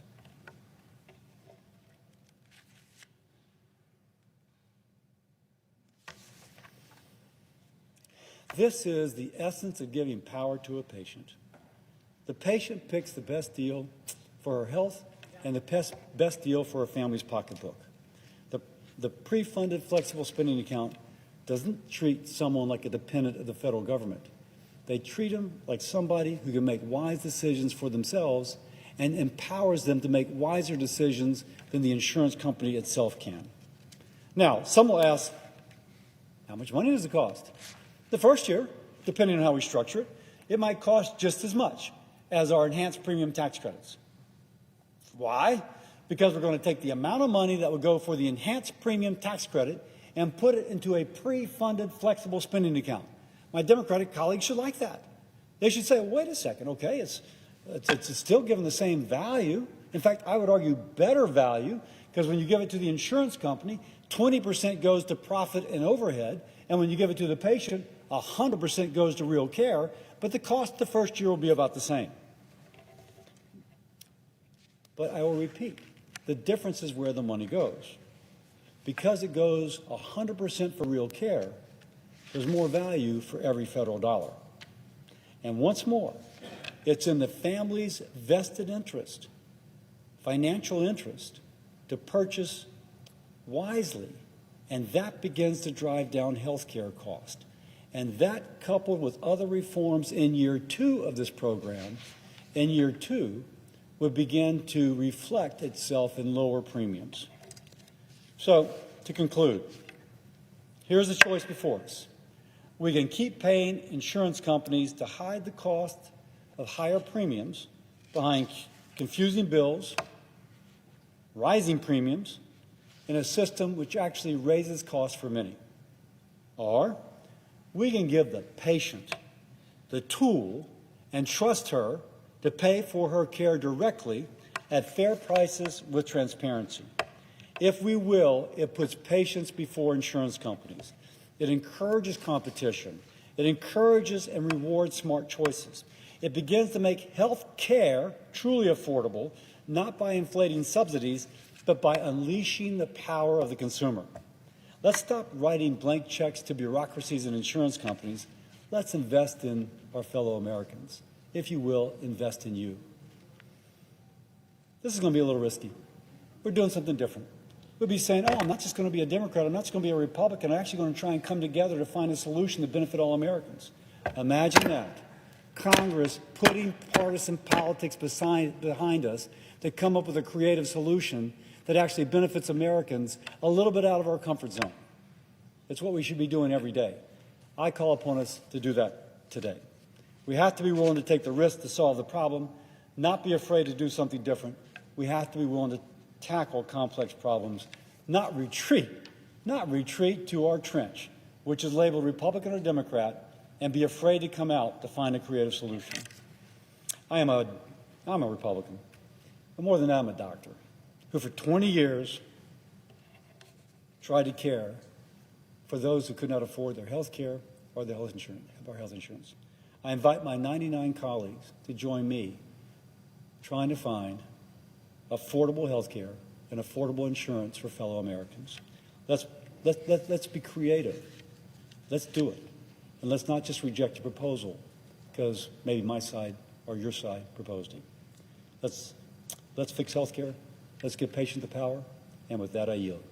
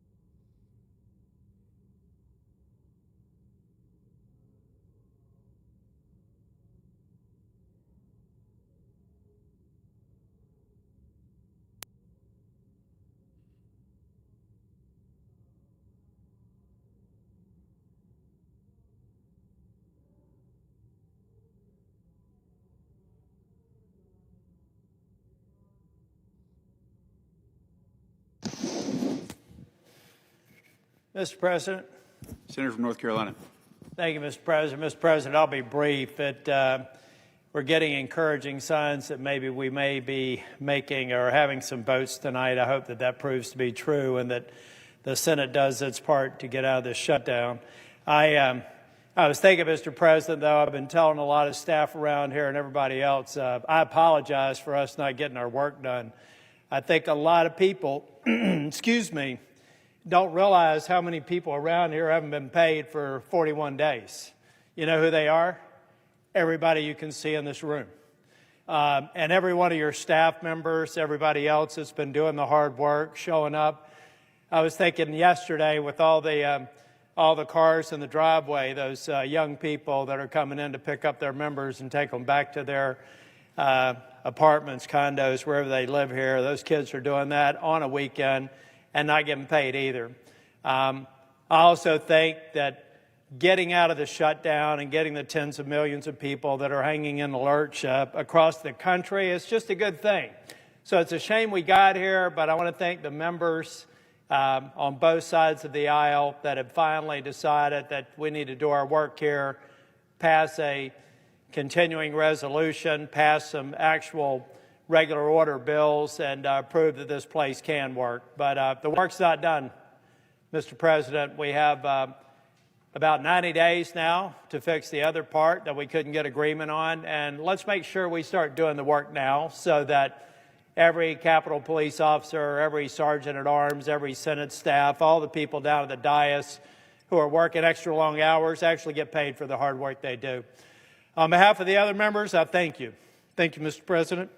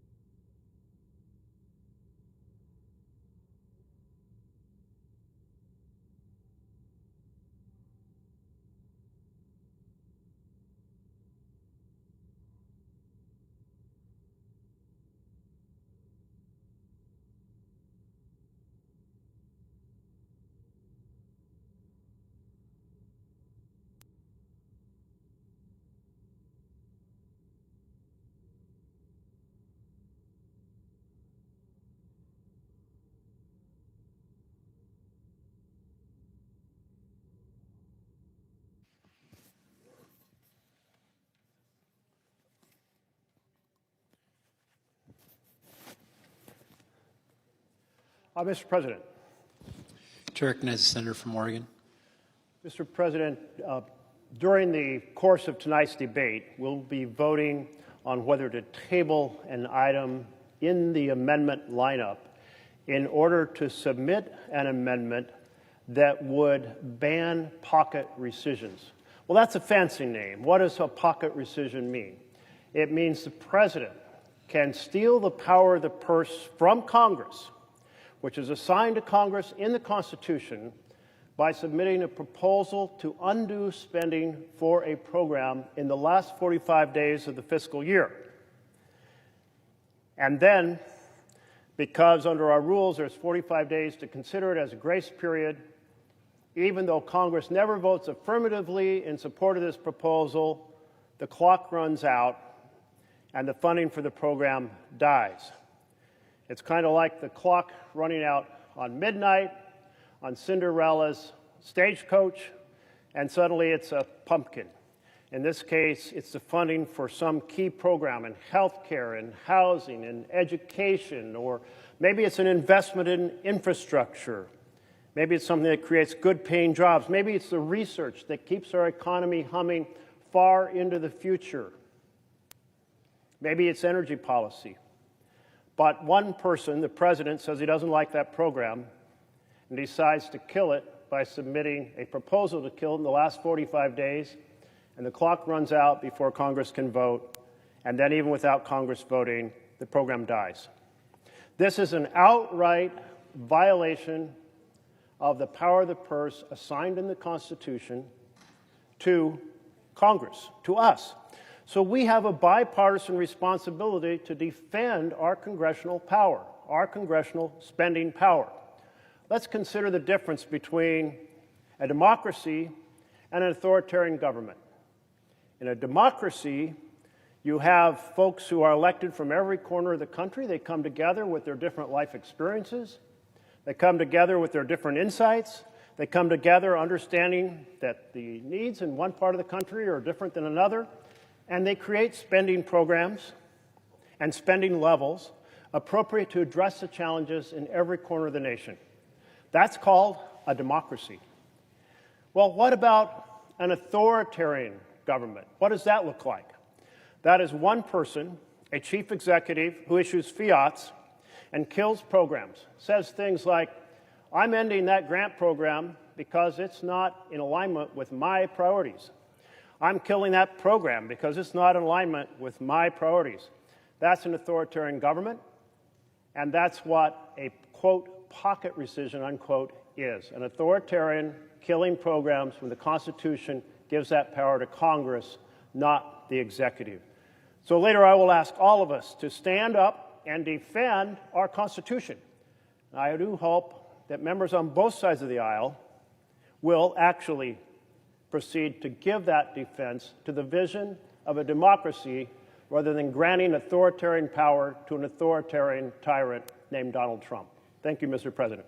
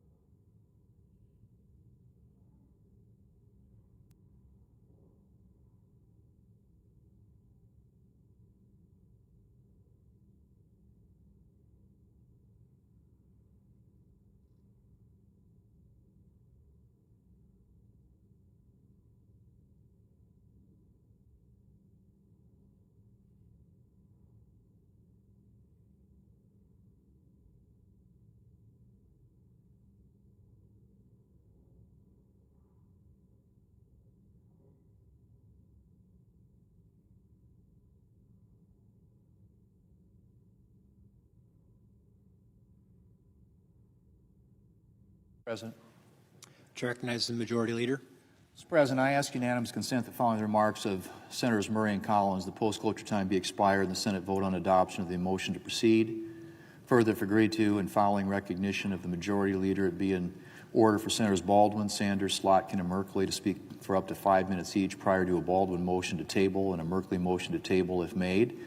And following the disposition of that vote, if it's not agreed to, Senator Paul be recognized to speak for up to 9 minutes.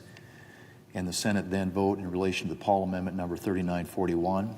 Further, following disposition of the Paul Amendment, the Senate vote on the motion to invoke cloture on the Collins Substitute Amendment number 3937. And if cloture is invoked, all post-cloture time be expired. The pending amendments other than the Collins Substitute be withdrawn, and the Senate vote on adoption of the Collins Substitute Amendment. And if adopted, the Senate vote on the motion to invoke cloture on H.R. 5371 is amended. Finally, if cloture is invoked, all post-cloture time be expired. The bill is amended to be read the third time, and the Senate vote on passage of H.R. 5371 is amended. And if passed, the motion to reconsider be considered made and laid upon the table with no intervening action or debate, and the mandatory quorum calls be waived. Is there an objection?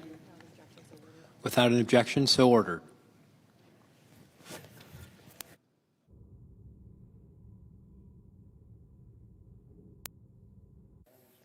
Mr. President. Chair recognizes the Senator from Washington. Thank you, Mr. President. Mr. President, like so many people in this country, I am so outraged by the fact that Republicans have refused to lift a finger to save so many families from the skyrocketing health care premiums all year long. I voted no on last night's vote because I believe we do need to address health care costs before we move forward. There is simply no time left to kick the can down the road when it comes to saving the ACA tax credits. We are already 10 days into enrollment, yet we have Republicans saying, why should we stop premiums from skyrocketing when we never really wanted lower premiums in the first place? We have Republicans talking about going back to the good old days of high-risk pools, which meant people with cancer could not get health insurance. We have Speaker Johnson bragging that Republicans strengthened health care by making the biggest cut to Medicaid in history. That's like saying you strengthened a ship by throwing the passengers overboard. And when Democrats offered a clean, one-year extension of the tax credit, which is truly the most straightforward and common sense thing we can do for people facing gigantic premiums hikes this year, Republicans said never, ever, ever, ever. They called it, quote, political terrorism. And to really put a fine point on it, they fired up the old bad ideas machine to try and find a new way to repeal the ACA. Republicans have gone from saying nothing about health care costs all year long to saying later, later, later, even after we are over a week into open enrollment and wasting every bit of time we had for real negotiations. Then, incredibly, Republicans started saying, let's scrap the Affordable Care Act altogether. Let's end protections for pre-existing conditions. By refusing to work with Democrats on a solution before open enrollment started, Republicans have already pushed millions of Americans off the health care cliff. The only question was and is, could we throw them a rope back up? Could Congress get something done and stem some of the bleeding Republicans already caused? Yes, by passing a clean one-year extension of the ACA tax credits. But right away, Republicans said they wouldn't even consider it. I believe that we should keep pressing on that fight, as time is of the essence and the clock has nearly run out. The reality is there is a point where it will be too late to make a meaningful difference on the health care premiums. And I don't believe there's some magical date set in stone, but Mr. President, that's coming up pretty fast. It's pretty much now or never, and Republicans are essentially saying never to stopping the worst of the mega health care hike. Now, here's the important thing. This fight is not over. Far from it. Because I and many of us have no intention of letting Republicans off the hook. No one should doubt for a single second who is to blame for the skyrocketing health care costs, Republicans and Republicans alone. When families across America are paying the price that they will see for Republican inaction every month, I'll make sure every single one of them remembers the same Republicans who did everything in their power to make tax breaks for billionaires permanent, refused to even negotiate 1 year of health care tax credits for our working families at a tiny fraction of the cost. Unfortunately, here we are, and it seems clear Republicans are feeling no urgency to act on health care before it's too late, even a quick, simple extension to help families. But, Mr. President, I want to be clear. While I cannot vote for this overall deal today, not when we still need to address health care, I do absolutely support the appropriation bills and CR that we will move forward, which do take meaningful steps to reject drastic cuts and extreme policies pushed by both Trump and House Republicans, and make sure that Congress, not Trump, is in charge of federal spending. It is important that Democrats were at the table on the CR and our first 3 funding bills, and used our spot at that table to fight for hardworking families in America. The difference is clear in the sharp contrast between the bills that were released yesterday and the bills written by the House Republicans and the budget put forward by President Trump. In our bills, Democrats were able to secure real wins for folks back home and fight off painless, senseless cuts and extreme policy.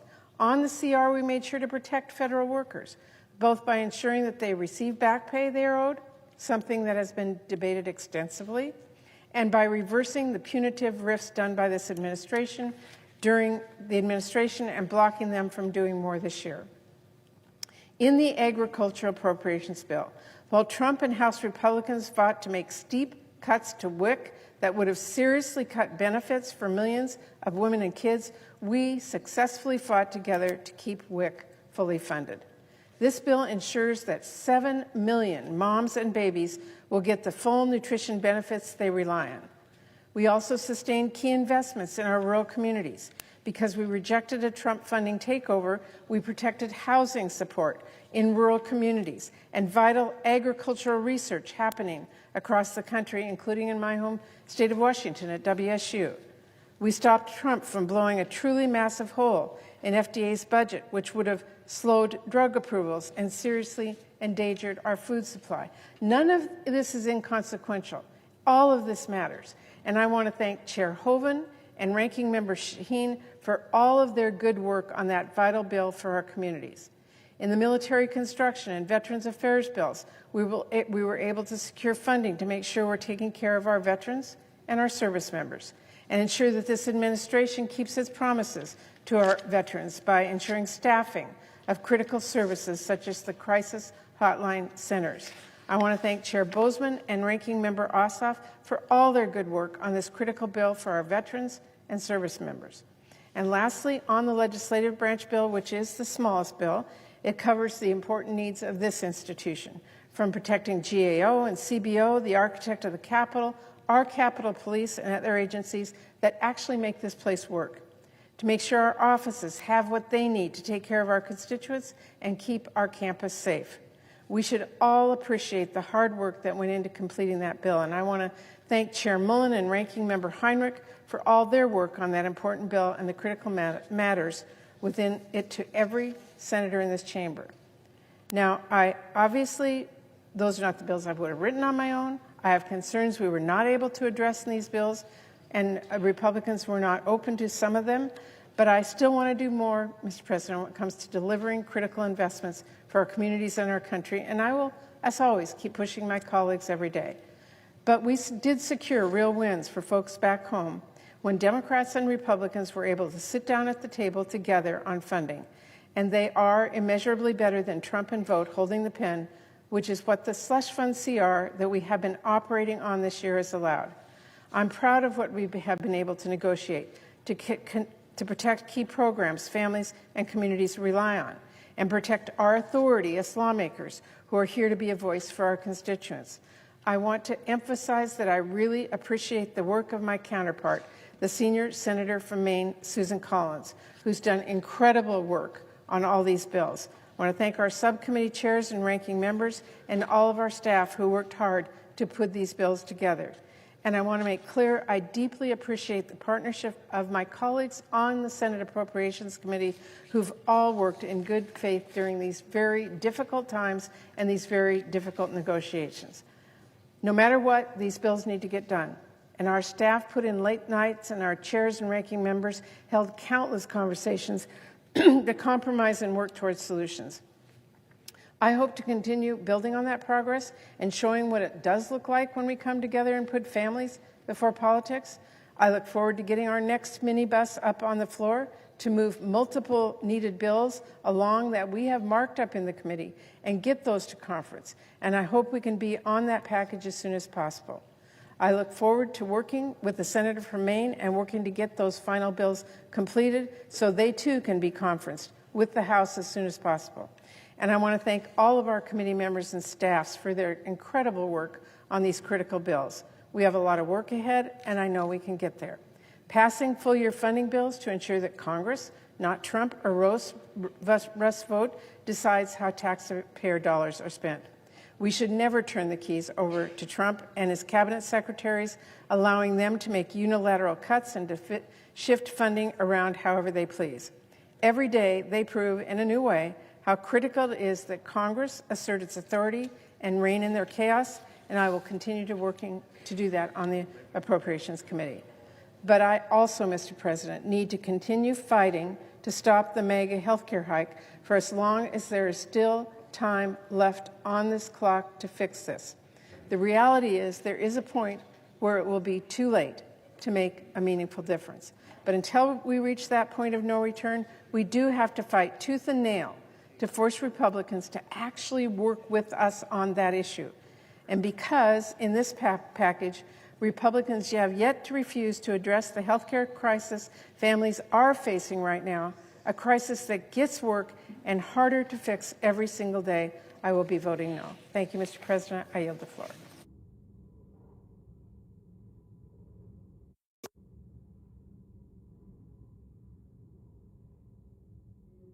President. Chair recognizes the senator from Maine. Mr. President, this is the 41st day of an entirely unnecessary government shutdown, a shutdown that never should have occurred, a shutdown that has caused tremendous harm to the American people, to our national security, to our entire country, a shutdown that has resulted in federal employees being furloughed, laid off, or forced to work without compensation, a shutdown that is causing enormous uncertainty and stress for families that rely upon the SNAP program for the nutrition that they need, a shutdown that is causing families to wonder, are they going to be able to fly to see the grandparents on Thanksgiving, a shutdown that never should have occurred. Mr. President, we finally have the ability tonight to end this shutdown. We have put forth the Appropriations Committee working in a bipartisan way with members on both sides of the aisle and in both chambers, a package of bills that includes a continuing resolution that will reopen government immediately once it is passed by this Senate, the House, and signed into law by the President.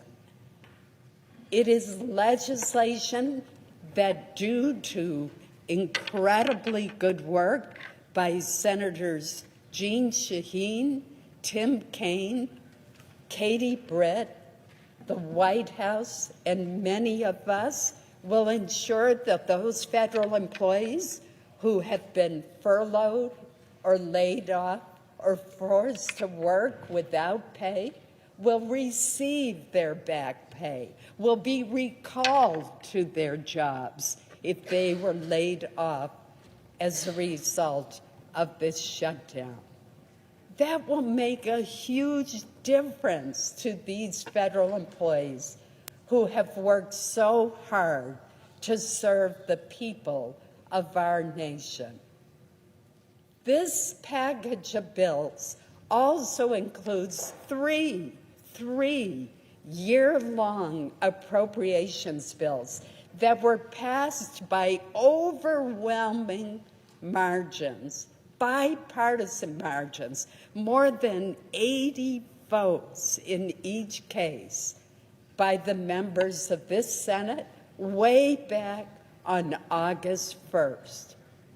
These bills are the agriculture bill, the agriculture FDA bill, which Senator Boozman chairs that subcommittee, and it includes funding for the SNAP program, for the Women's, Infants, and Children's Nutrition Program known as WIC, for our farmers, for rural development, for our rural communities throughout this country.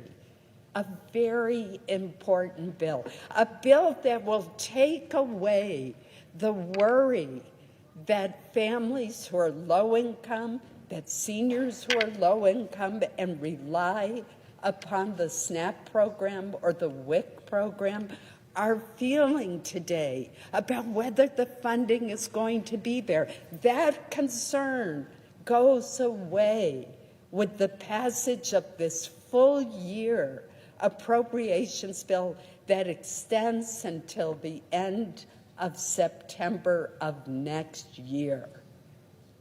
A second bill in this package is the military construction and Veterans Affairs bill. That subcommittee is chaired, I've actually mixed up the two subcommittees.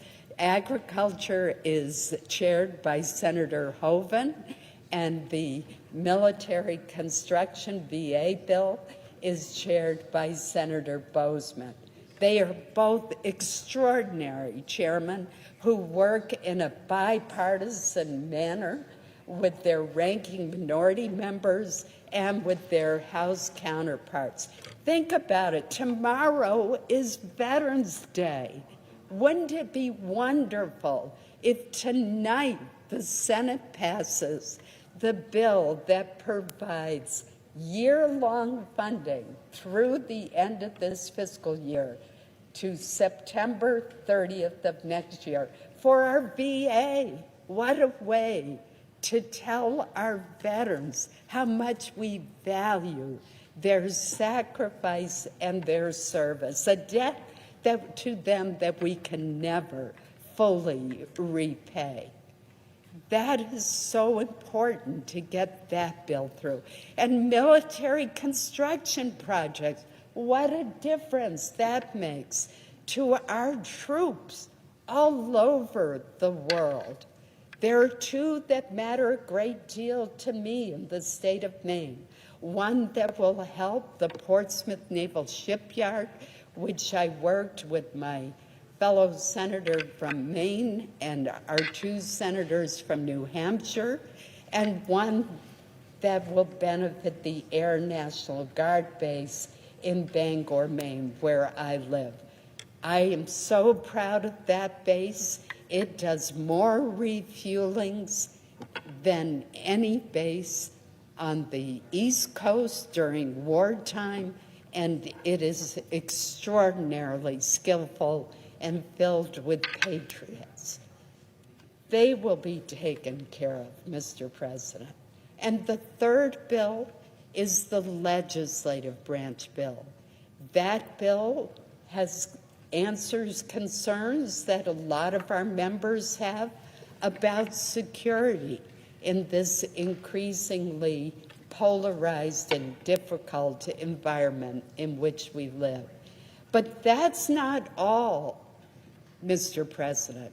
And I want to correct any misimpression that has been given by some who have spoken today on the other side of the aisle.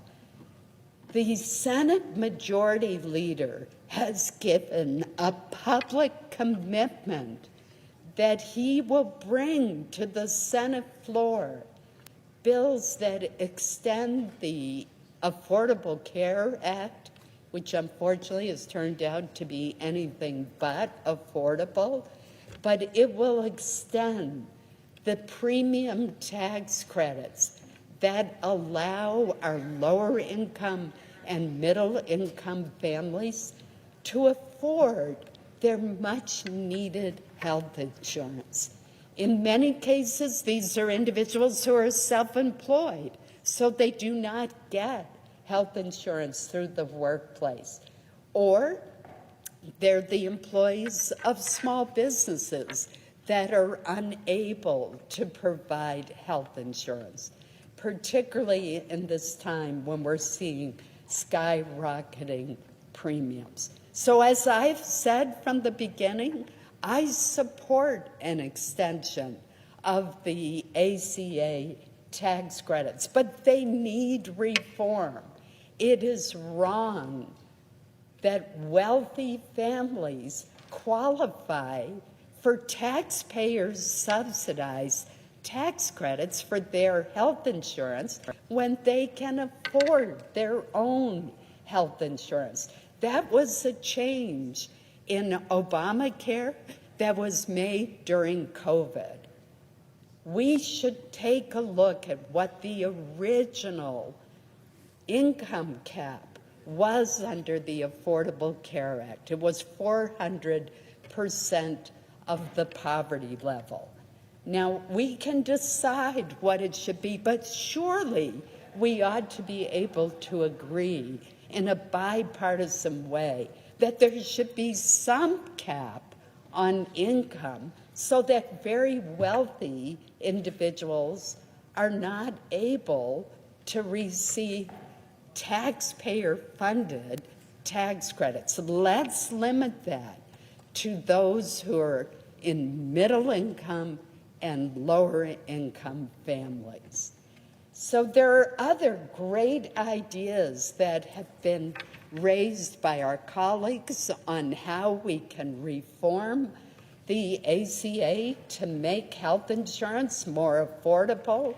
And I know that the chairs of both the Health Committee, Senator Cassidy, who is a medical doctor, as well as Chairman Mike Crapo from the Finance Committee, have promised to have hearings to take a hard look at this, and we have the commitment of the Majority Leader to bring these bills to the floor. So it's just not true that we're ignoring this issue. We do need to act by the end of the year, and that is exactly what the Majority Leader has promised. In addition, he has pledged to bring additional year-long appropriations bills to the Senate floor, and we will be doing that shortly, and that is the right thing to do. I want to thank the 8 Democrats who yesterday stood up for the American people and did what was right, pledged to reopen government, to pass these 3 appropriations bills that members of this chamber passed by over 80 votes on August 1st, and which will take away the threat of any kind of shutdown for the programs in those 3 bills.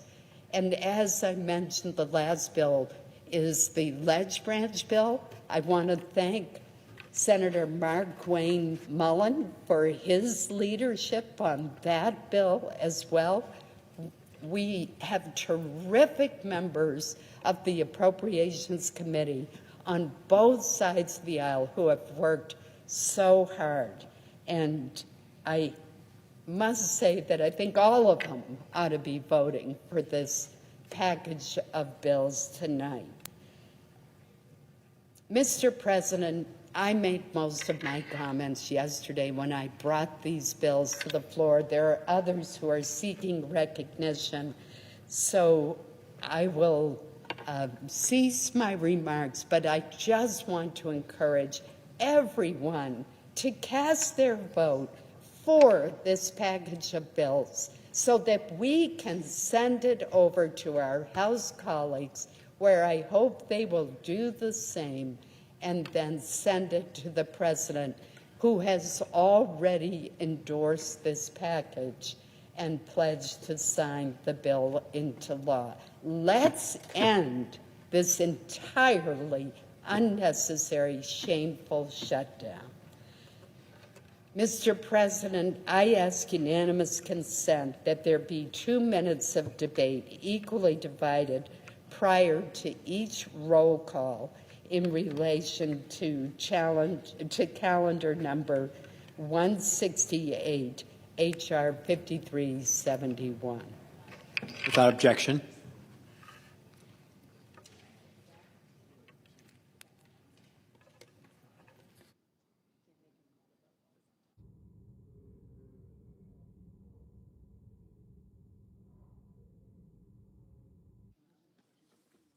Under the previous order, all post-cloture time is expired. The question is on the motion.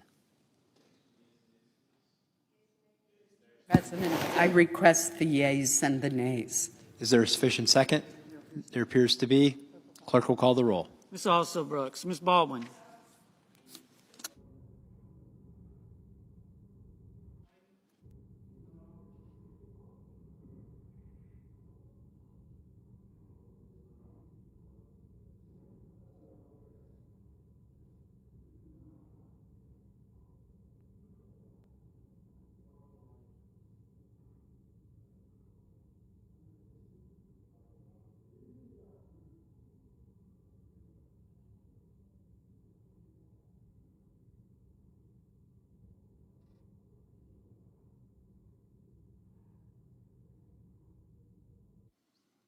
Mr. Banks, Mr. Barrasso, Mr. Bennett,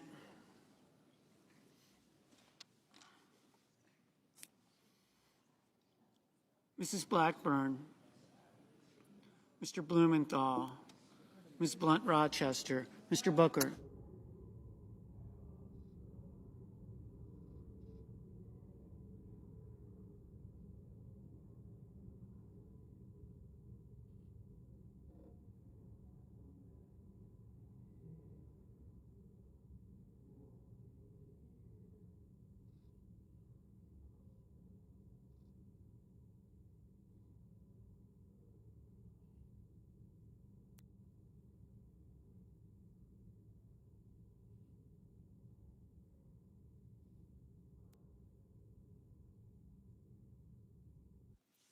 Mr. Booker, Mr. Bozeman, Mrs. Britt, Mr. Budd, Ms. Cantwell, Mrs. Capito, Mr. Cassidy, Ms. Collins, Mr. Coons, Mr. Cornyn, Ms. Cortez Masto, Mr. Cotton, Mr. Kramer, Mr. Crapo, Mr. Cruz, Mr. Curtis, Mr. Daines, Ms. Duckworth, Mr. Durbin, Ms. Ernst, Mr. Fetterman, Mrs. Fisher, Mr. Gallego, Mrs. Gillibrand, Mr. Graham, Mr. Grassley, Mr. Haggerty, Ms. Hassan, Mr. Hawley, Mr. Heinrich, Mr. Hickenlooper, Ms. Hirono, Mr. Hoven, Mr. Husted, Mrs. Hyde-Smith, Mr. Johnson, Mr. Justice, Mr. Kane, Mr. Kelly, Mr. Kennedy, Mr. Kim, Mr. King, Ms. Klobuchar,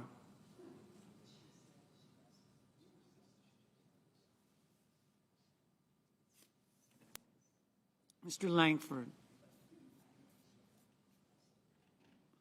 Mr. Lee,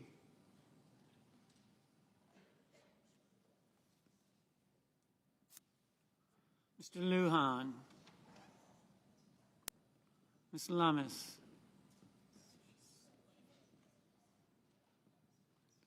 Mr. Markey,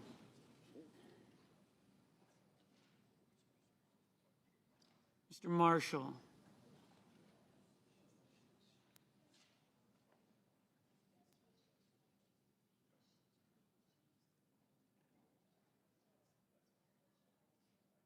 Mr. McConnell, Mr. McCormick, Mr. Merkley, Mrs. Moody. Thank you.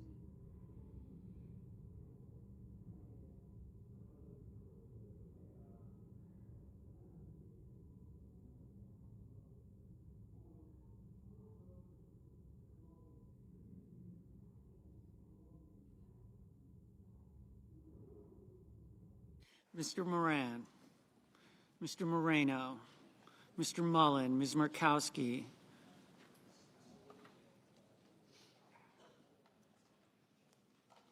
Mr. Murphy, Mrs. Murray, Mr. Ossoff, Mr. Padilla, Mr. Paul, Mr. Peters, Mr. Reed, Mr. Ricketts, Mr. Risch, Ms. Rosen, Mr. Rounds, Mr. Sanders,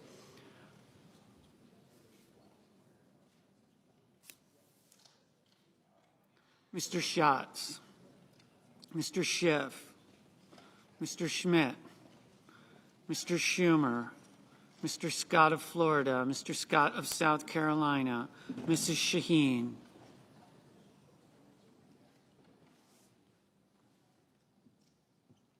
Mr. Sheehy, Ms. Slotkin, Ms. Smith,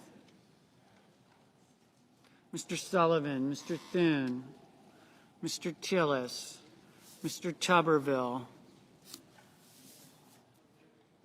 Mr. Van Hollen, Mr. Warner, Mr. Warnock, Ms. Warren, Mr. Welch, Mr. Whitehouse, Mr. Wicker, Mr. Wyden, Mr. Young.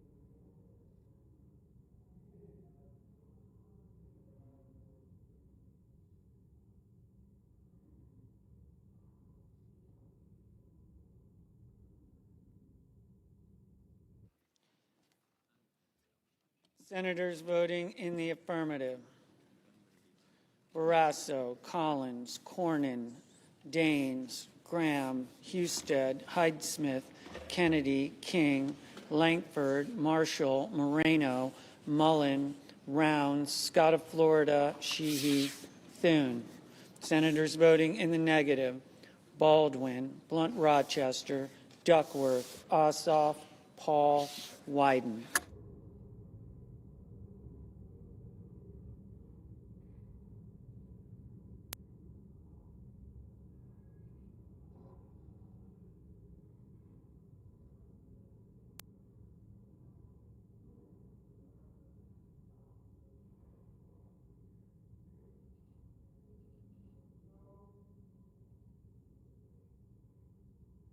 Mr. Schatz, no. Mrs. Fisher, aye. Mr. Cruz, aye.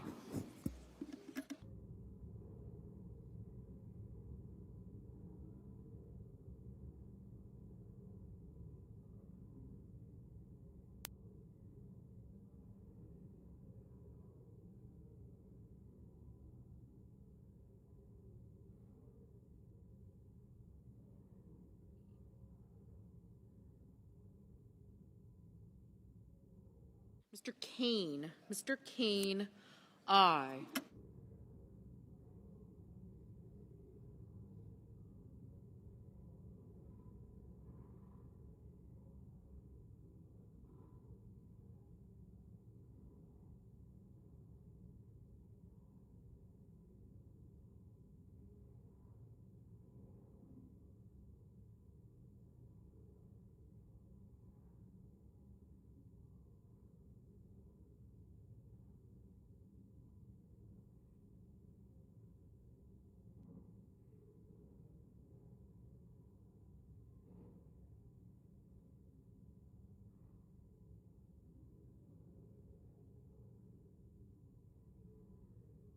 Ms. Hassan, aye.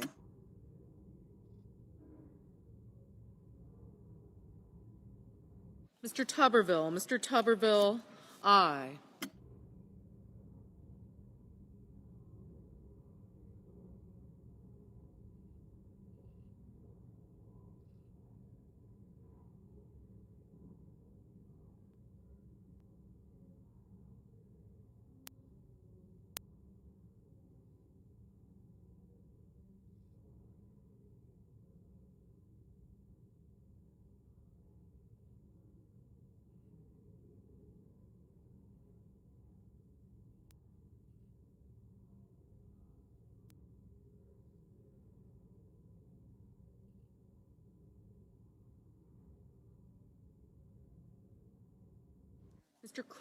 Mr. Kramer, aye.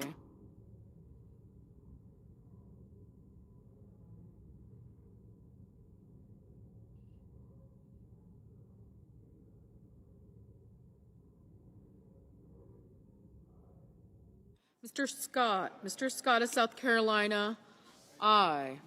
Mr. Tillis, aye.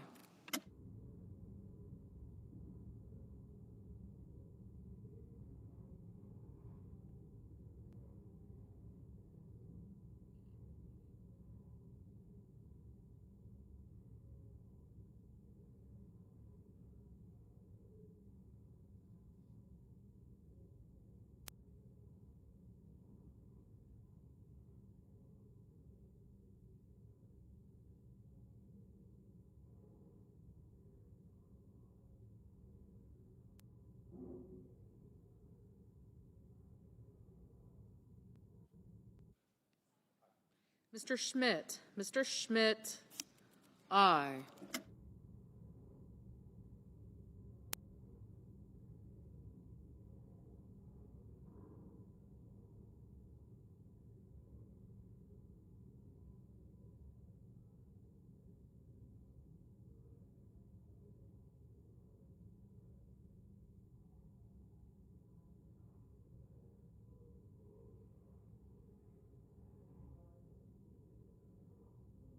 Mr. Gallego, no.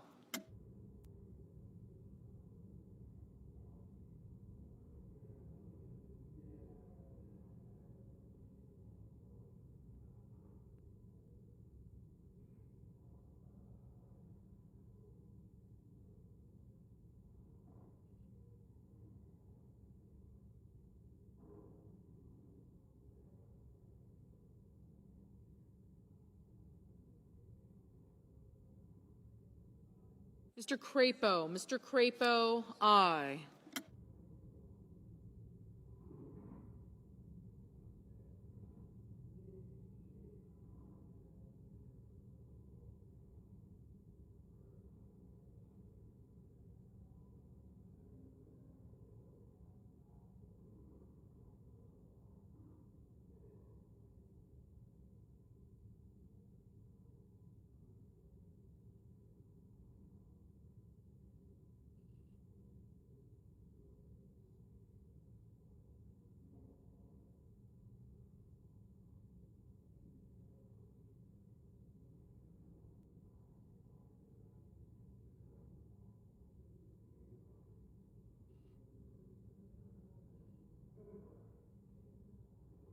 Mr. Padilla, no.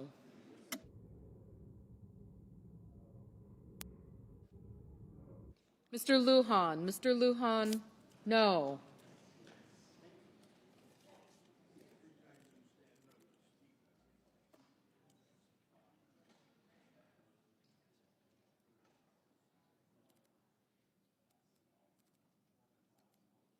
Mrs. Capito, aye.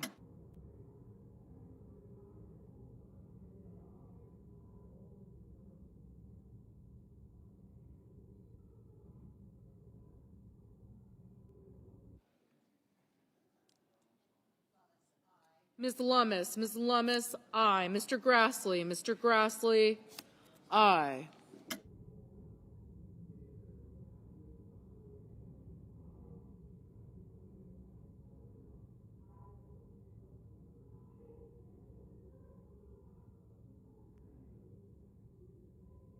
Mr. Durbin, aye.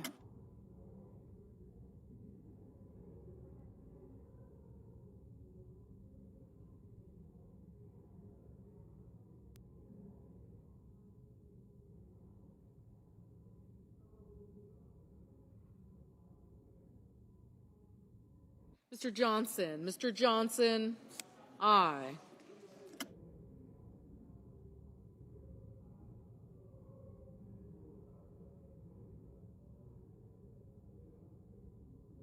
Ms. Ernst, aye.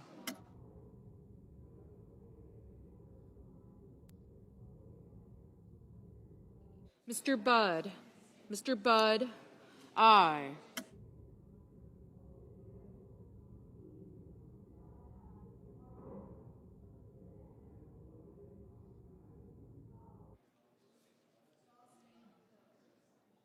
Mr. McConnell, aye.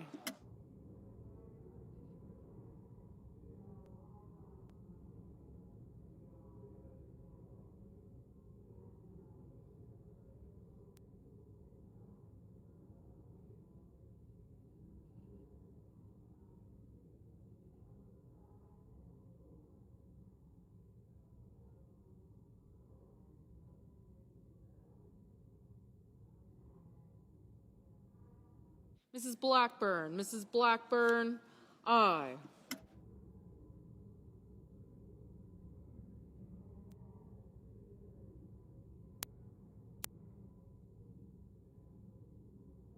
Mr.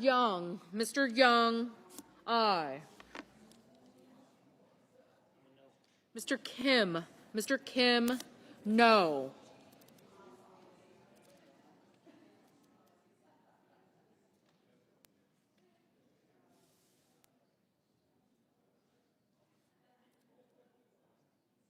Mr. Heinrich, no. Mr. Reed, no.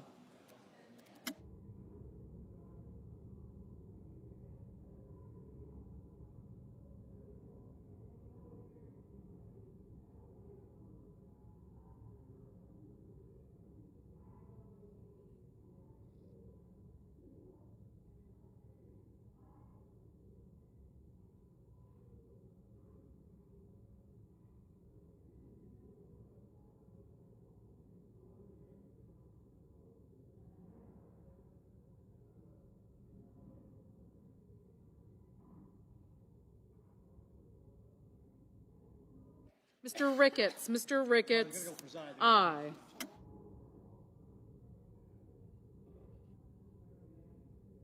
Mr.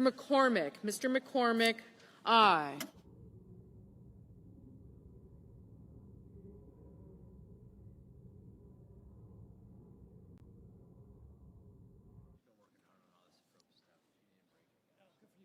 Mr. Van Hollen, no. Mr. Welch, no.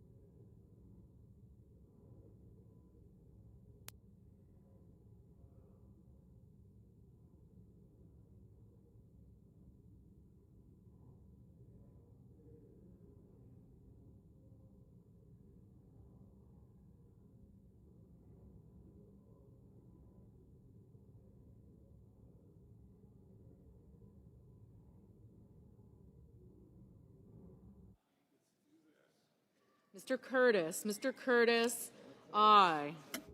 Mr. Wicker, aye.